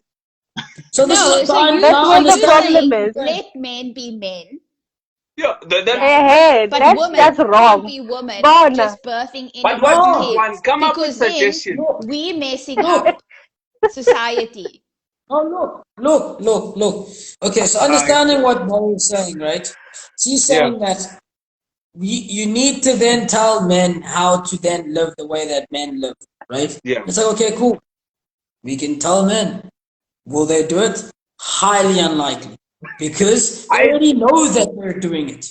Right? Just like if you tell a woman to not have sex and to have it or to have it after marriage, it's like, how many times have they been told that? But they still have the kids and sex before marriage. So it's like, well, you're gonna tell them you tell them the same thing, right? Don't have sex before marriage. Yeah, we They'll know keep doing that. it. We know Yeah. So that. now this is where So, yeah. no, you guys are like on the wrong bus. Oh my goodness. She's saying our entire conversation was about ideals and how women need to conduct themselves when it comes to having kids and having intercourse with men. So so now she's asking, let's have a conversation about ideals and how men need to conduct themselves when it comes to okay, planting Yeah, their yeah. so seed. now For what the I What was better saying of, okay. is that we can have that for, Because conversation. no, because you guys, so if you're comparing it, I get what Potts is saying is that we have responsibilities in different areas, right? And different amounts. But what it looks like now is that everything comes down to the woman and men can still act the way they want. Do you right? Yeah, understand and you are why? saying men, we So must Do you, leave men to be men. okay. Do you understand why everything comes to the women in this conversation? no, I get that. I get that. No, no, no, Okay, no. why? Let's leave I Why? that. get Why? I that. can talk But about you're Why? the not hearing what solutions. Mo is saying. Why? We are looking for solutions. What are No, the no, no, solutions no, for a no, no. better It's not. society? We And are not saying these things because we are looking for a solution. We are saying these things no, because women suffer more than men for mistakes that they both make. Exactly. We have a seriousness of single mothers, Exactly. not single fathers. So The what we're fathers. trying to talk about yeah, and those women now, that's didn't knock exactly themselves what she's up. saying.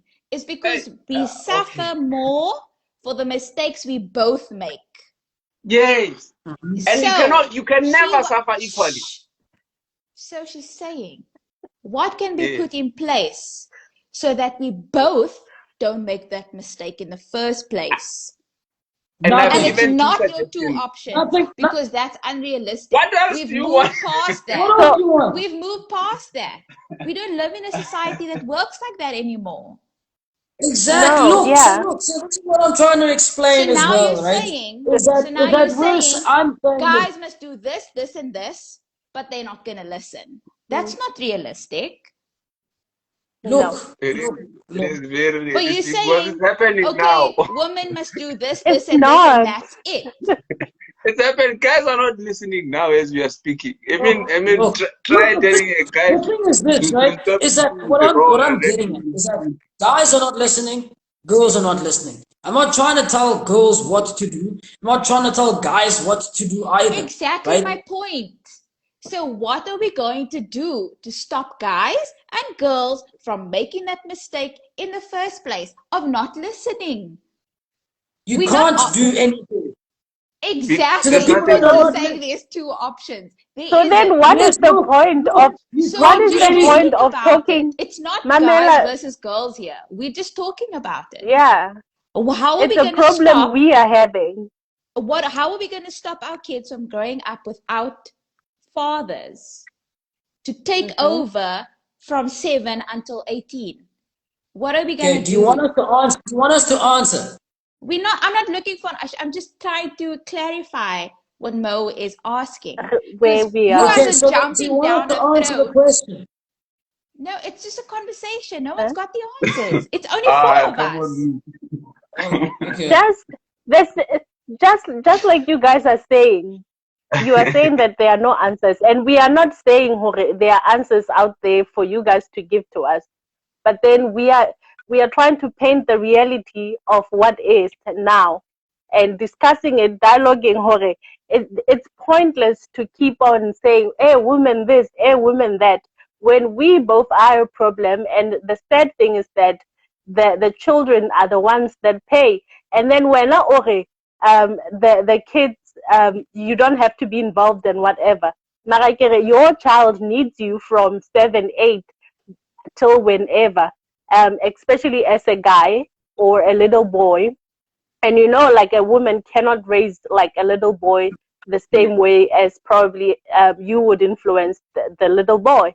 So now that becomes a problem for not only the women, but for us as a society later. So we are parking there. I'm saying that realize that it's not only up to Nna as a woman to fix this problem that we both create. Mm. So The if you problem want to is Unless have yours. your way, right? You want to have your The way. problem is You're yours. not there in the So beginning, right? But who's look, going to put pressure on you now to take over from 7 years old and make sure that this kid doesn't enter society without the influence of a father? no one is gonna And the put any skills that pressure on they I'm need. not even. I don't even know. Exactly. Do you want me to answer? Converse? I don't even know anymore. I'm so me. fucking confused. Converse, Yeah, because converse. I'm confused because well, every time I talk, No, no, you I like to confused. think that we are trying to come up with solutions, and we are not just conversing, but then we are trying to come up with so. But then I see here today we are just talking for the sake of talking, but not, No, your we're not really solutions, planning to come your up with any solutions. But because your but then that solutions. but Look, just so look, so it's like the solutions that you gave.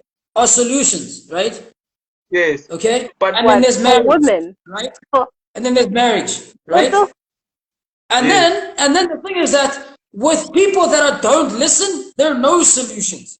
But now Yes. with those things that you said will be solutions to everyone else. And even the people that don't listen, if they do want Exactly. to listen, they Exactly. go down that route.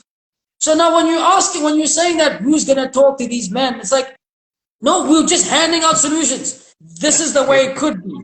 The people that are is complaining are it? not the guys, it's the females. So that the people that are complaining, these are the solutions to the things that you're complaining about. The other people Yes. don't complain because they don't give a shit. They don't get into these situations. Hairline, They hairline. don't get. Wait a So to minute. speak to Wait a them is minute. going to be pointless. Even if we do speak to them, if I tell the guy, listen, don't have sex if you don't want kids. If he wants kids, he will have sex, and then he won't have any consequences, or he knows what the Are you consequences are going to be. are you telling me, Hore, guys, when I'm Tolu, are you telling me, Hore, guys don't complain? They never care about their kids. Like there are so many guys that are crying to be involved in their children's life. And that is not the case because now there was that whole mess in the beginning when he was just like, I'm not there for whatever reason, and then the mother decided selfishly, Hore, I'm gonna keep my child and it's my baby and whatever, because they were mad at each other for some reason. Now this guy is crying. Like there's so many guys that like, even in fact, Kima, the guy that was on Okay, more. what's his Like right name? now, I feel like guys, we So are just rambling. Okay, now come up with solution for this no, guy. What do you think Mamel, this guy should do? I'm not rambling. It's actually eh? Like I'm so, I don't Yeah, know, yeah, bro. because I'm just listening here in Mamela, this melody, you're not and then listening. we are all going down, and then we are crying together, and then we are happy, we are hugging each other, but then no one comes up with what must be done. I mean, I want to Also, know what you are must be not done, what listening. should be done. You are not listening. What I'm saying is that Kiarava, what Lou is saying, and what he's saying is that guys never care and whatever. And I'm saying no, guys I'm talking do about the care. guys that That don't care here. I'm not talking about the guys that do care. The conversation wasn't about guys that don't that Yes. do care. It was about females that are arguing about the fact that there's no men in their lives and they don't want to be. That was the whole What conversation that we're solution? talking about. I want more to come up with solutions for the problem that I want. It's fine. I'm Come not. up See, with so come up with the solutions for the two guys. yeah, What yeah. what I should But they didn't do? say when I. you guys brought up the whole thing of what are we saying to now guys that don't have kids, I was thinking that you're talking about the same guys that don't want kids. Like they're not. It's not that they don't even want access to their children. We're talking about those They guys. are What do we fine. say They to are them? fine. They know they're deadbeats. They are fine. They like that. Like, what do They you say enjoy to them? that. That's why. Yeah. That's why when you said, "Oh, well, when we come up with a strategy, do we talk to those guys? Why don't we Then talk to them? Talk to them and say what they already made it then clear what they want. So now you've changing the then whole then topic, and now you're saying that what should we say to guys that are trying to get their No, kids? Mo is not looking for a no no no solution. no He's just looking to just express no. the problem. she wants she wants to express the problem, but then, because when I give you Mamela, solutions, the solutions are too. She says my solutions are too radical, and then they are not practical. It's fine. I they're don't not. think there's any other practical Your solution that you can solutions, apply. your solutions are not gonna work. Okay, Marihe, what I'm yeah. saying, I never said I had solutions. I'm here So, dialoguing, Hore. No, I didn't say I have solutions for the problems we have. I'm pointing out I'm pointing out how your solutions are like they're not gonna work because now they are pointing at just one gender, Hore. Fix yourself, do this, no, do that, do that, no, no, no, no, and no, they're just No, not no, gonna. no, no. No, you're being I'm not unfair. doing Mo, you are that. being unfair to me. You are being I'm not unfair doing because that. no, you are being unfair because I've said the solutions for women that don't have kids with guys that don't want to be fathers, and then I've said to men How that do you okay, know with that? how do you know what? Hey, how do you know? How do you know? Okay. Hey, bo. But We're having the same they are conversation again. We have no, had this because what you're conversation saying before. is not real.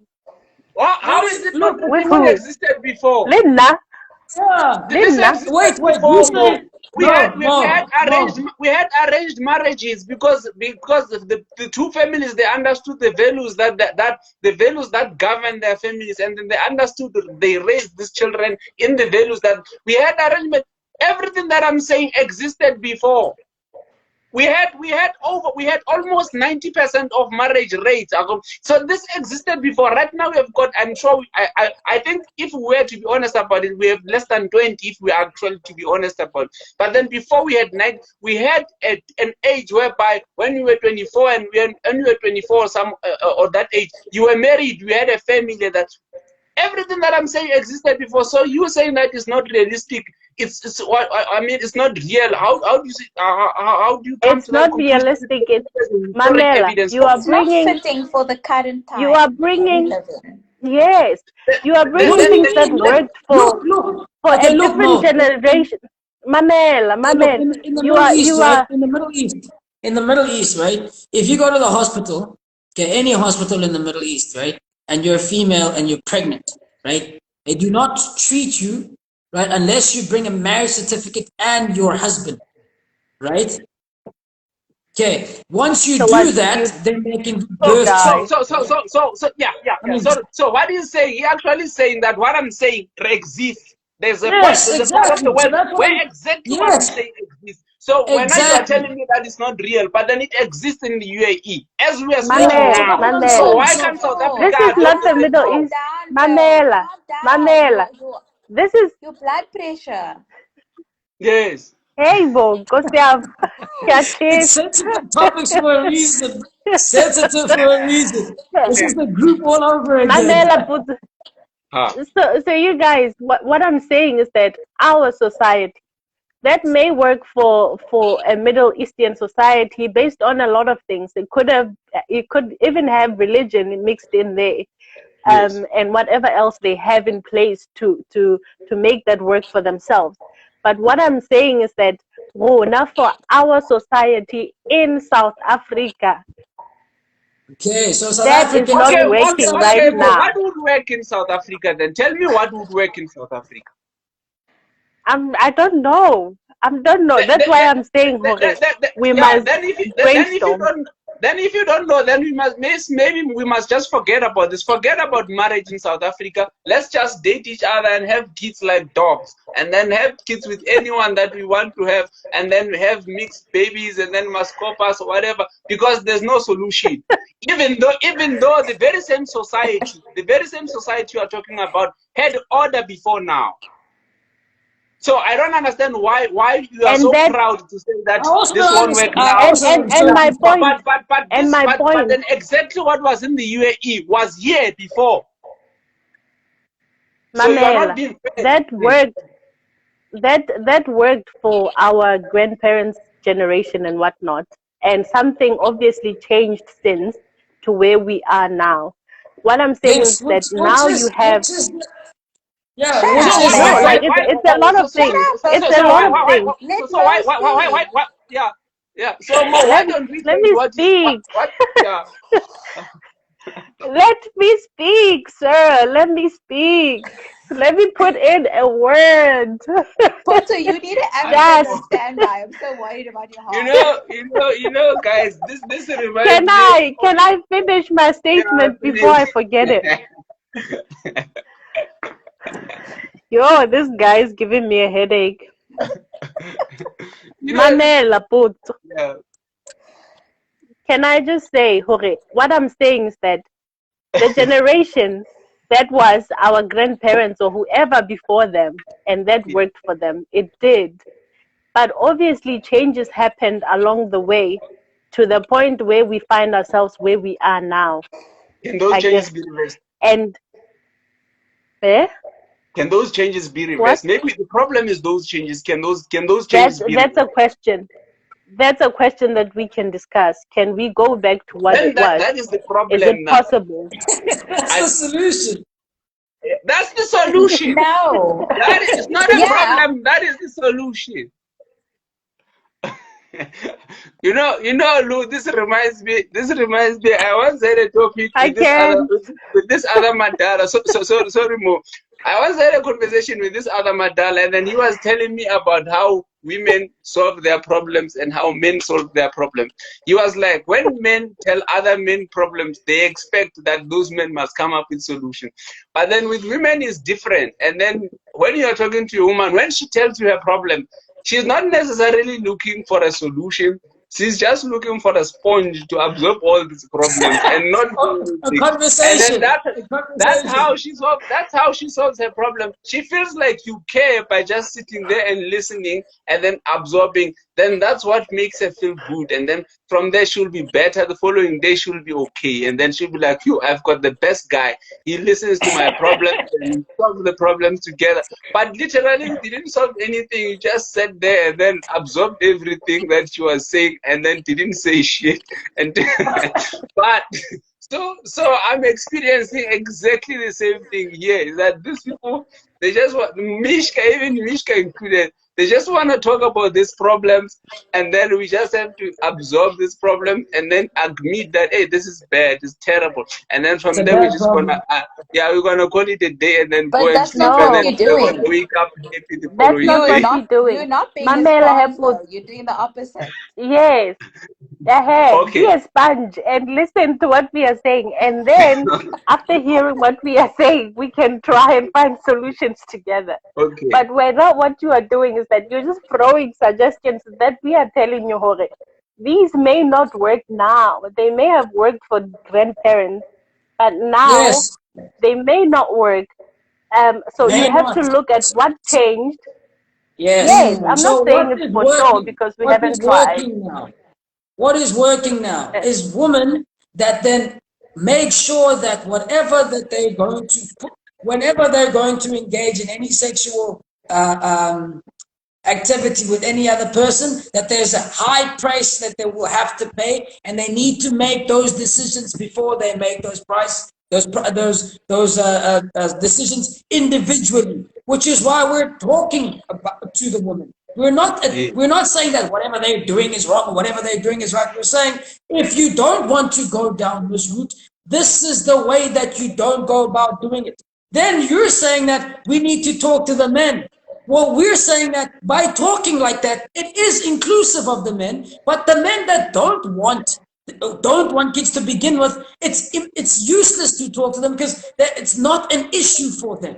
So those are the people that we're talking about. That was the conversation. Is that okay? You're a woman. okay. You don't want So to be a you don't want to be a single mother. Then this is what you have to think You about. have to This is go. what you have to think about. This is what you have to think about. This is what you have to think about. So that then you don't have to produce kids that are going to be single yes, fathers. Now, what you were asking in the beginning is who's talking to these men, and I'm like, which men? The men that don't want to be kids? Well, what are you going to talk to them and say? What? They don't want to be. They don't care about the whole situation. It's not a problem for them. They're Yes, not so that's then there. You can fine. say what you want to Fine. say to them. But then how And then you said how that the let reason why it's a let problem for them, Mishka speak. I haven't even finished Eh? talking. And then you no, said that let him talk too much. the reason why they haven't okay, fuck it. Go over it.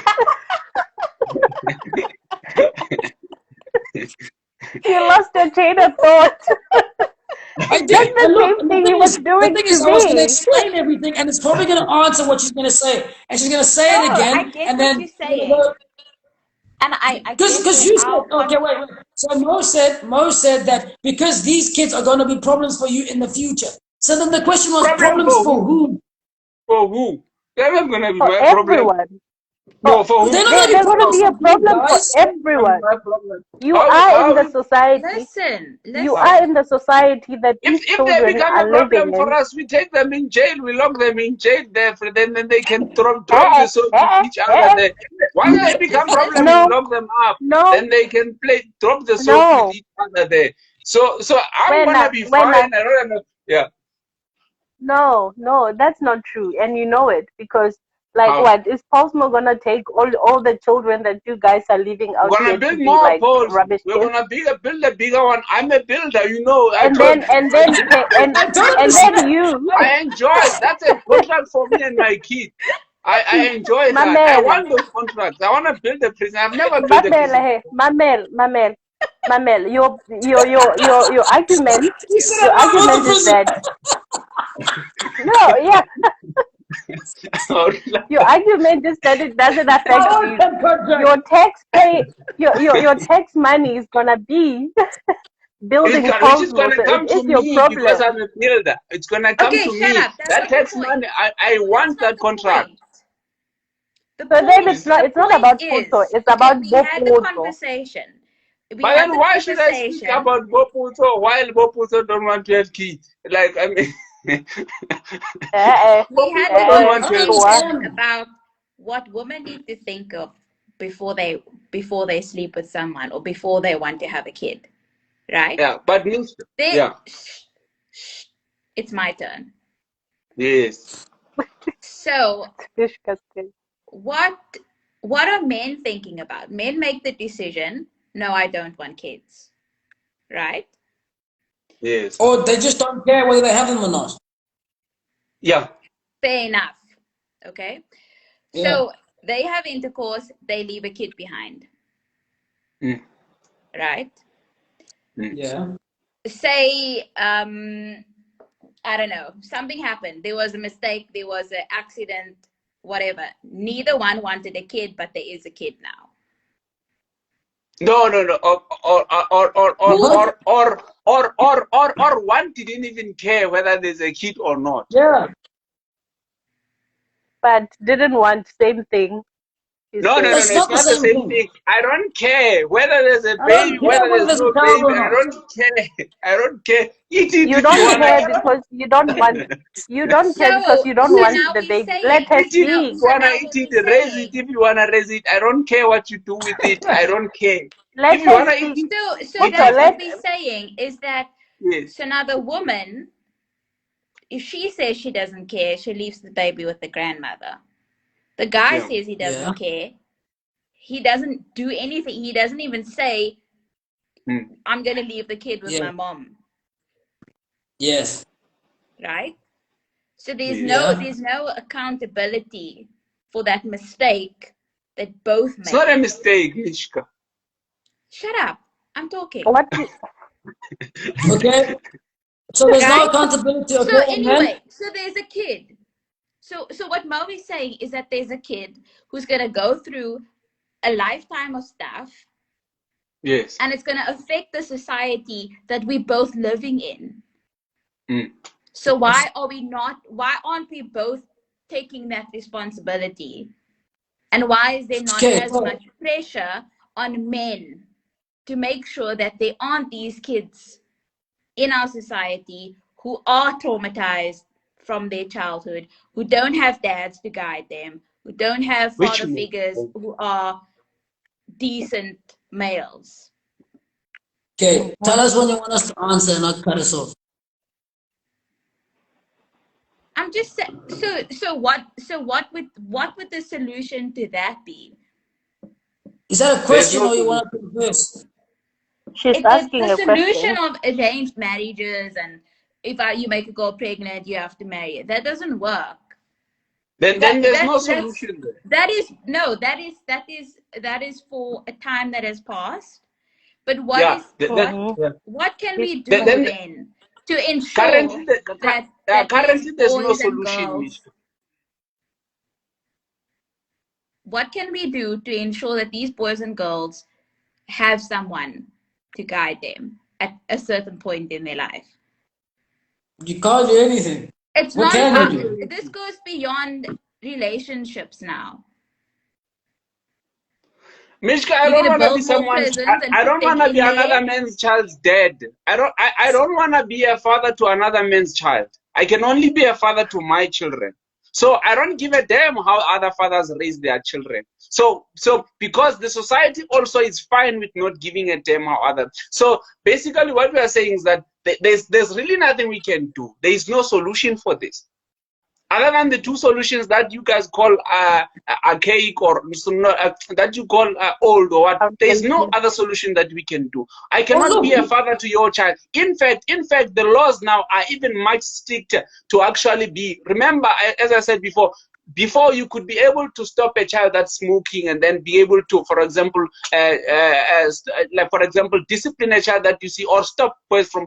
Right now, we are not even allowed to touch other people's kids. Our kids are told to not speak to strangers, and I'm a stranger to your kid.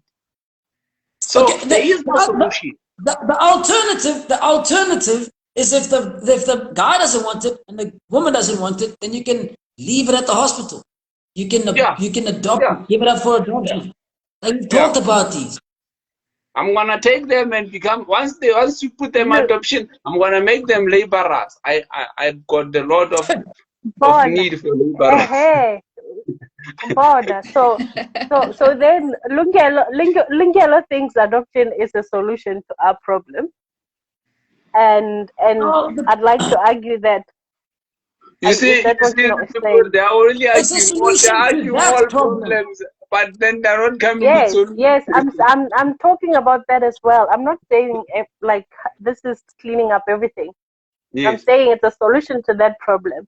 But then what I'm saying is that even to the situation that Mishka brought up, yes. The situation that we're talking about is different. We're talking about like now, women that want the guys in the child's life and want the kids, and then the guys that want nothing to do with them. That was the conversation. Now Mishka's bringing up a situation whereby the guy doesn't want the kid and the woman doesn't want the kid. Then the last option is adoption or hospitalization. If that's not going to happen, then nothing else can be done because it's their decision. Yes. So our conversation obviously is escalating. That's why Mishka's question is coming up, and we have to address that because that's where we are now. Yes. And then where now you are suggesting, Hore, children should be adopted, or left at the hospital. No, and I'd like to argue. Actually, sorry. Mamela contract. I'm not suggesting. Actually, he's not saying baby should be adopted. He says baby should be left at the hospital. What the hospital does with them is their problem.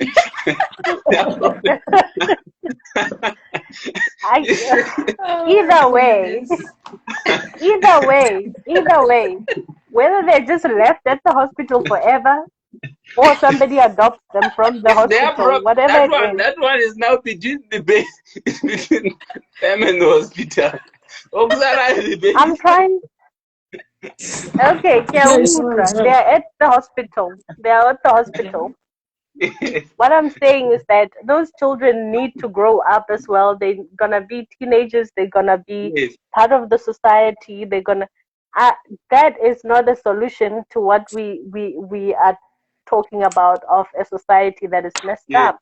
The very same society that is going to affect you because they're gonna steal your car. They're gonna get locked up in Portsmouth, and then you are gonna have to pay for them there at Portsmouth. They sleep, they get extra beds, they get extra soap, they get extra this and that. You are going to pay for all that shit.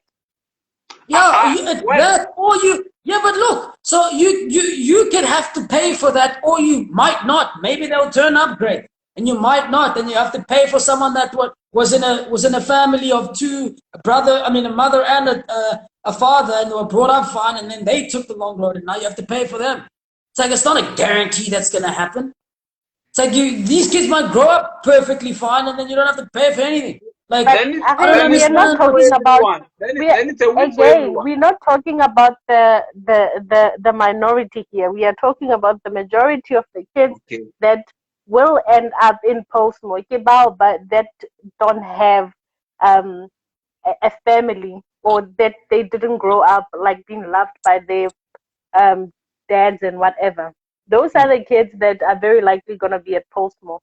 Yeah. Those are the kids that are very likely. This comes gonna back murder to the point that Potso always drives, is that you need to be conscious and make a conscious decision of who you're gonna reproduce with.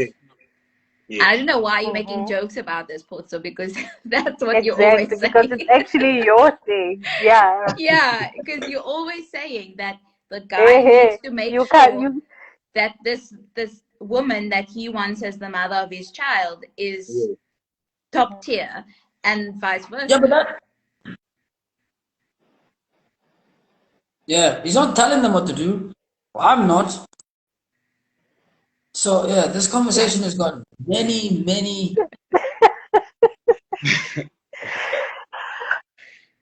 Mo came through with a mad confusing question that only Mishka could understand. But then when she explained it, he completely confused everyone, and then only to realize we weren't talking about the same thing anymore. Yeah, but Mo, yeah, as to address Mo, you said these babies are gonna go to prison, and then now we're gonna have to feed them. We are gonna have to feed them, and then we are gonna take their father when they die.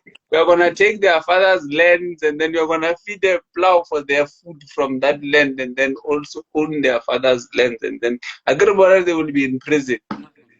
So assuming basically, that their father has land. Then if their fathers don't have land, then I don't know what we're gonna No, use but that. exactly Mo's point is who's going to plow that land if there was no father to teach that person? Hey, look, man. The ones So we went. Okay, so look. So that now had this. fathers, the ones that had fathers are gonna take over the ones that didn't have fathers, and then they're gonna take over the property of the ones that didn't have fathers, and then those that didn't have fathers, well, hard luck for them. It's unfortunate that their fathers were deadbeats. You know, I mean, they should have chosen better. I mean, at the end of the day, it's all about choice. They should choose better. They should learn to choose better.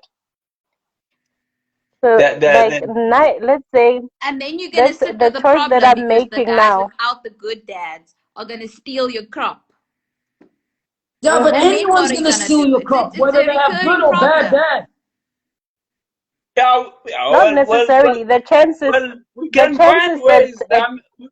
We can find ways to sort out that. I mean, guns are all over the place. Look at what they're doing in America, for example. Look, this is actually that's the point of us creating these nuclear families, right? That's what you always say, is that the quality of your offspring is very important, and that's exactly what we're trying to achieve here. We're not trying to have deadbeats having kids all over the show. Yes. Okay, look, but yes, exactly, Mishka. Exactly, Mishka. Mishka is right. We are focused on the quality of the crop. But then Mo ignores the quality of, ignores the birthing of the crop. She wants to focus on the culture, on the taking care of the crop that is already bad quality, and then try to make it good quality. So, and it doesn't happen like that. If you had a deadbeat dad and a deadbeat mother, and then they met, then they make a deadbeat child. And then now it's gonna take a lot of work to try to turn that deadbeat child. So the point is that we still have to go back to telling women that, hey guys, because you have been given the power of having to take control of procreation, and then deciding which child is going to be born, and then you have been blessed with this wonderful wombs, wonderful breasts. Please, can you please make sure that the men that procreate it's only the good men. I mean, I'm sure even the slave owners, they were very good at this, because they made sure that if you are short and then misshapen, you are not gonna get poon. And then because you're gonna die a virgin, you're not gonna get poon. But then if you are strong, muscular, they know that this one can carry 10 rocks or 10 stones. This one will breed this one, and then that one, I'm sure, would probably breed with men. But then if you are misshapen and then you are what? No, this one must go out. You must never. And then the women, they were told, I'm sure, that you never give someone the time of day, or when someone tries to holler, they say, hey, stay away, stay away.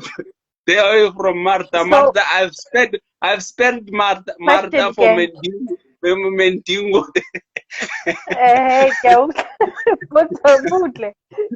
So whenever you want Martha to have a child with someone, and then the child really tend to look like Mentingo.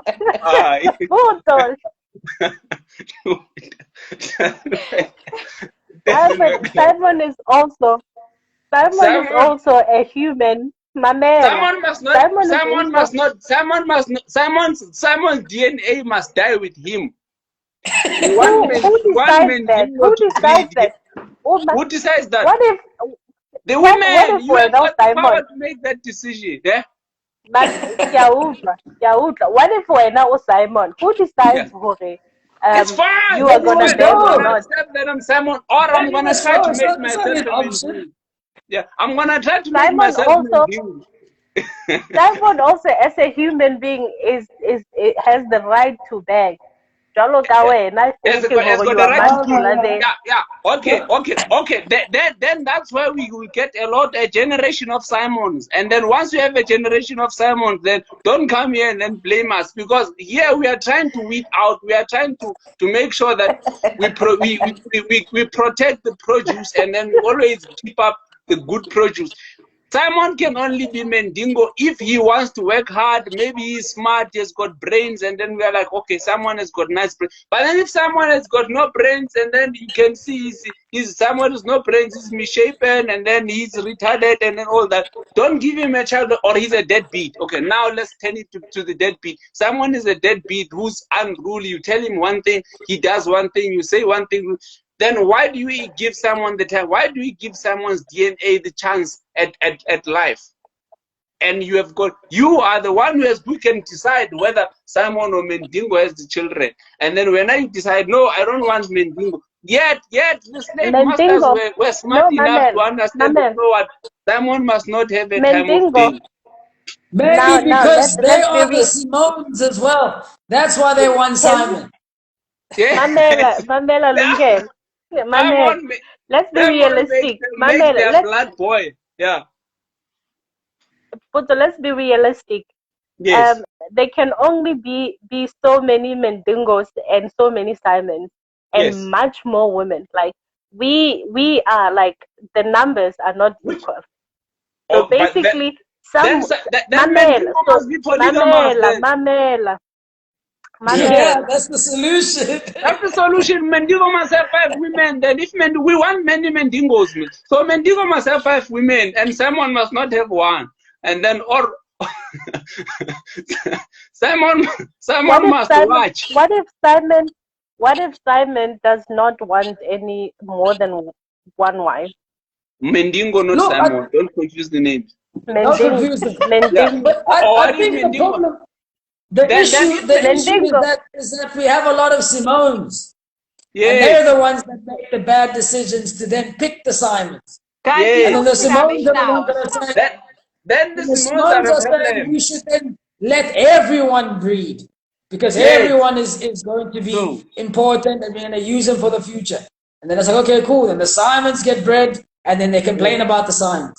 yes. Anyway, Okay, this you is a guys great need to sleep.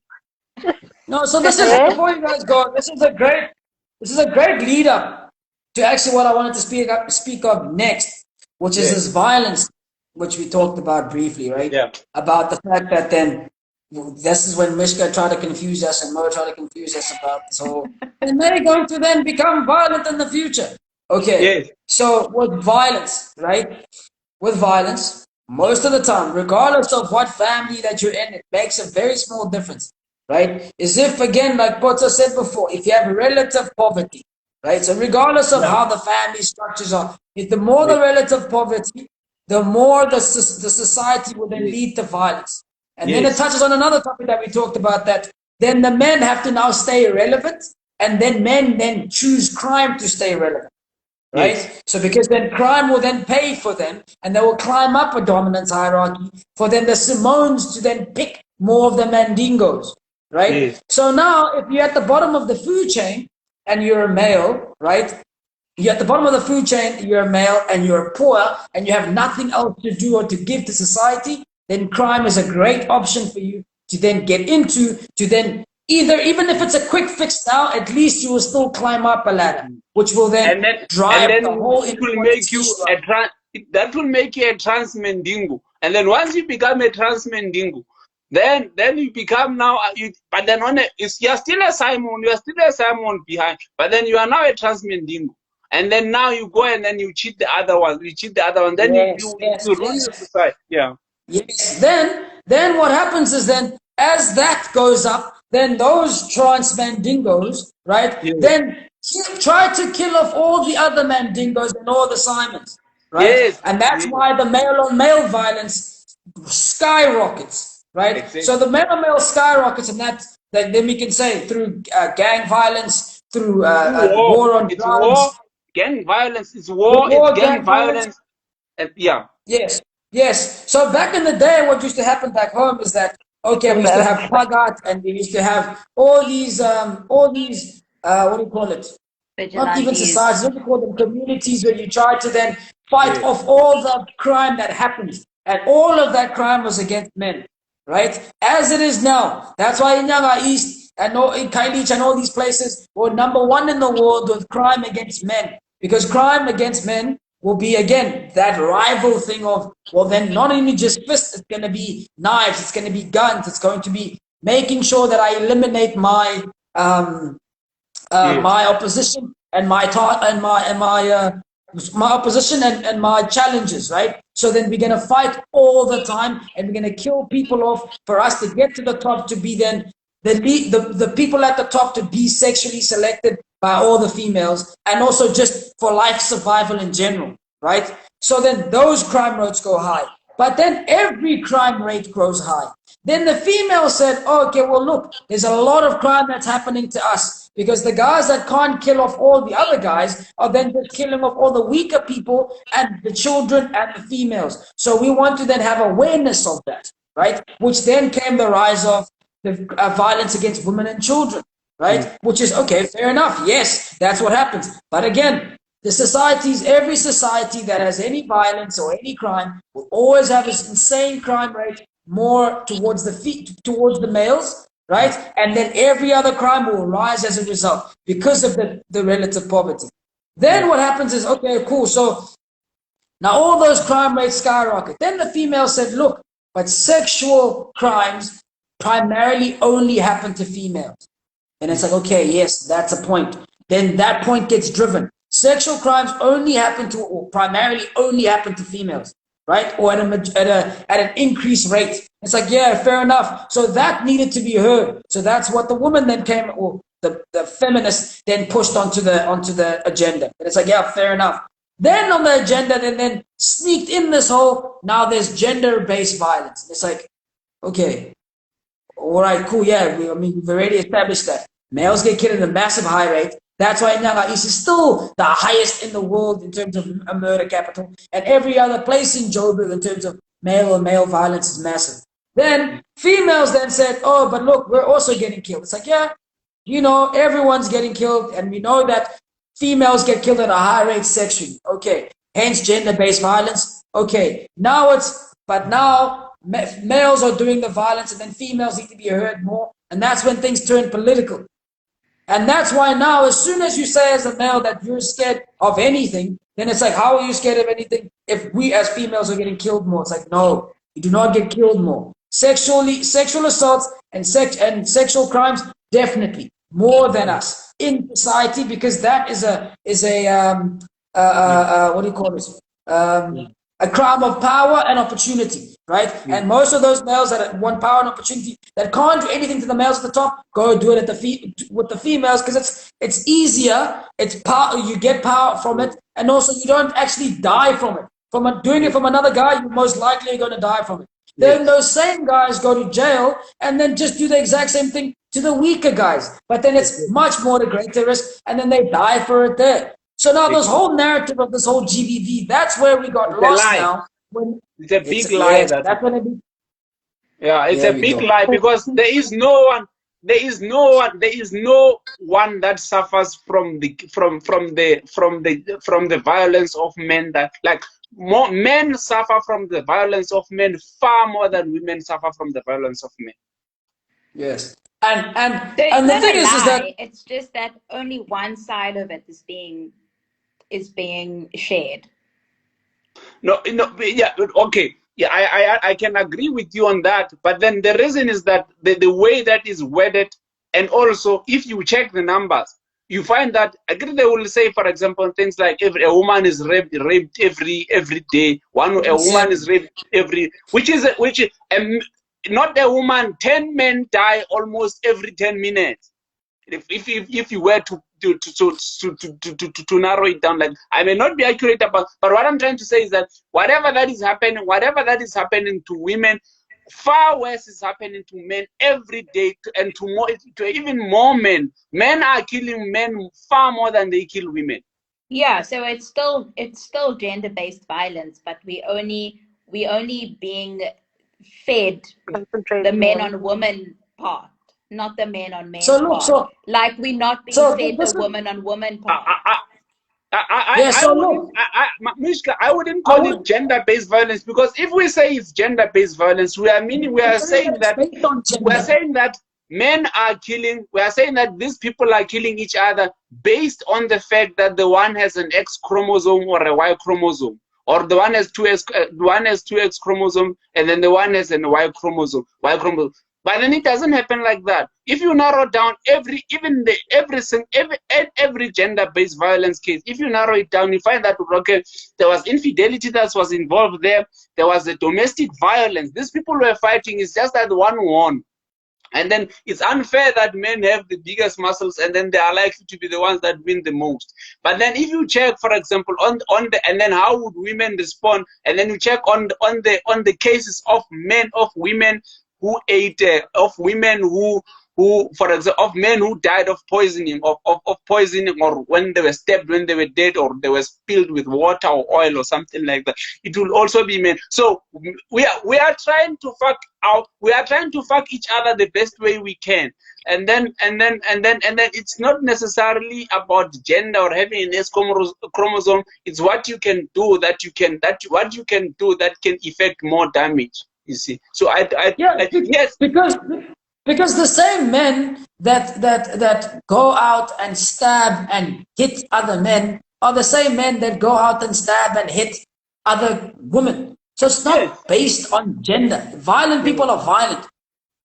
Sexually, people, the guys that like to sexually harass other people are sexual harassers. They're gonna do it outside in society. When they get caught, they're gonna do it in jail.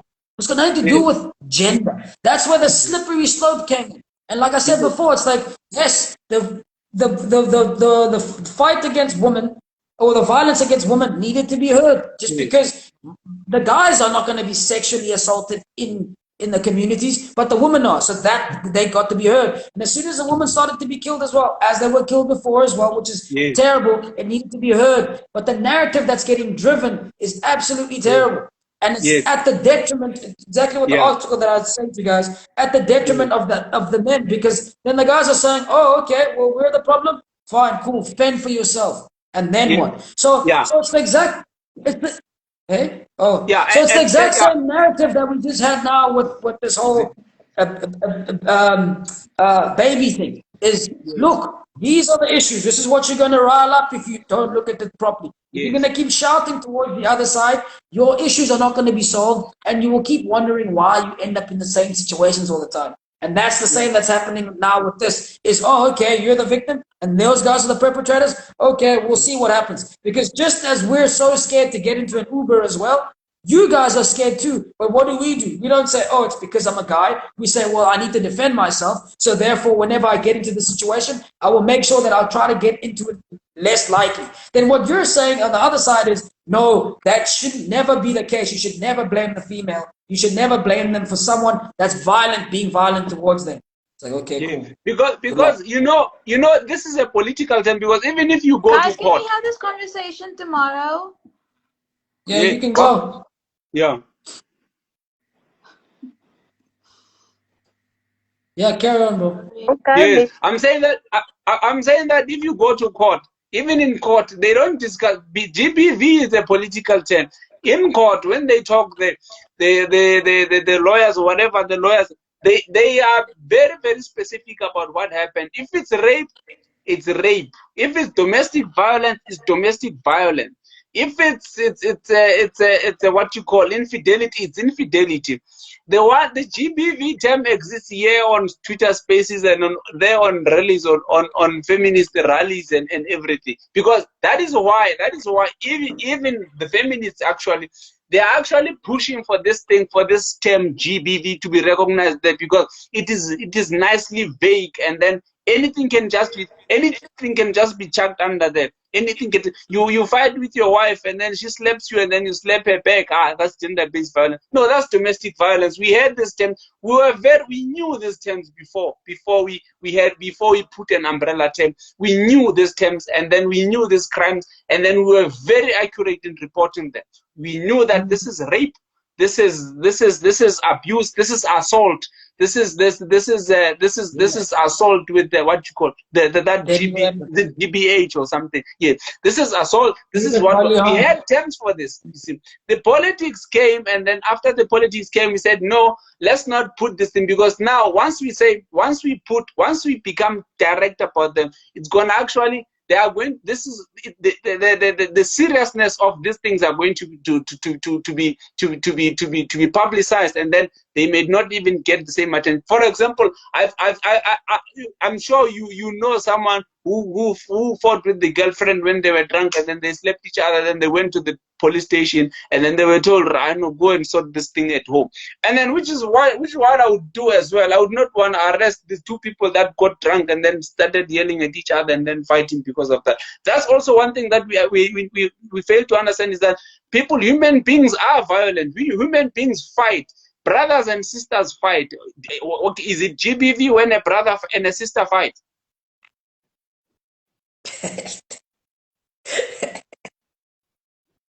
And you know what happens as well is again, it goes back to what Mishka and I were saying in the beginning, is that as soon as the pattern that I see was that you as soon as you can, the way to justify these terms and things is to say, I went through it, I have 20 or 60 people that I know that went through it, I'm going to ignore the million other people that have never gone through it, because it doesn't justify me being resentful and hurt. And therefore, by me going through it and having 60 or 70 or even a million, but it's a fraction, it's a small fraction, right, of people that have gone through this, that I think is even remotely close to what I've gone through. Now that gives me the right to go and do it to someone else. Yes. And be violent towards someone else, and then try to fight against this thing. And it's like, okay, well, what if you break up the statistics? Then what? Then are you saying that then men? It's like it's the same as it's the same with this violence thing. It's like, okay, if we were to tell all the guys that were slapped by females, right, before females ever, or before a guy ever lifted a hand on a female, how many females would we have left in the world? They'll probably be all in jail by now. Serious You understand offenders. what I'm saying, bro? Offenders, So, repeat offenders. Now, Pudzo, you're an abuser. How am I Everyone an is. abuser? Everyone is an How am I an abuser? How am I an abuser, Mo? Tell me. You were about to deny it, the red Lou got in. Yeah, okay. Why? No, why? Yeah, because what I'm saying, I admitted, I told you that human beings fight. When they disagree, once they disagree with weights, and then they find that weights or they become reckless with weights, and then one is gonna start slapping, and then the other one is gonna slap back, and another one is gonna kick the free kick. He's gonna make a pass. You know that pass that that guy. One is gonna make a pass, and then from there it becomes a pro. But what happens is that we have now sort of we are trying. I think maybe it's a good thing, but then I think it's kind of stupid. I think we are trying, what the society is trying to mold these human beings who are just not violent. But then it's not possible, because human beings are violent. Human beings are very, very violent, and then this can happen even in siblings, partners, everyone, people.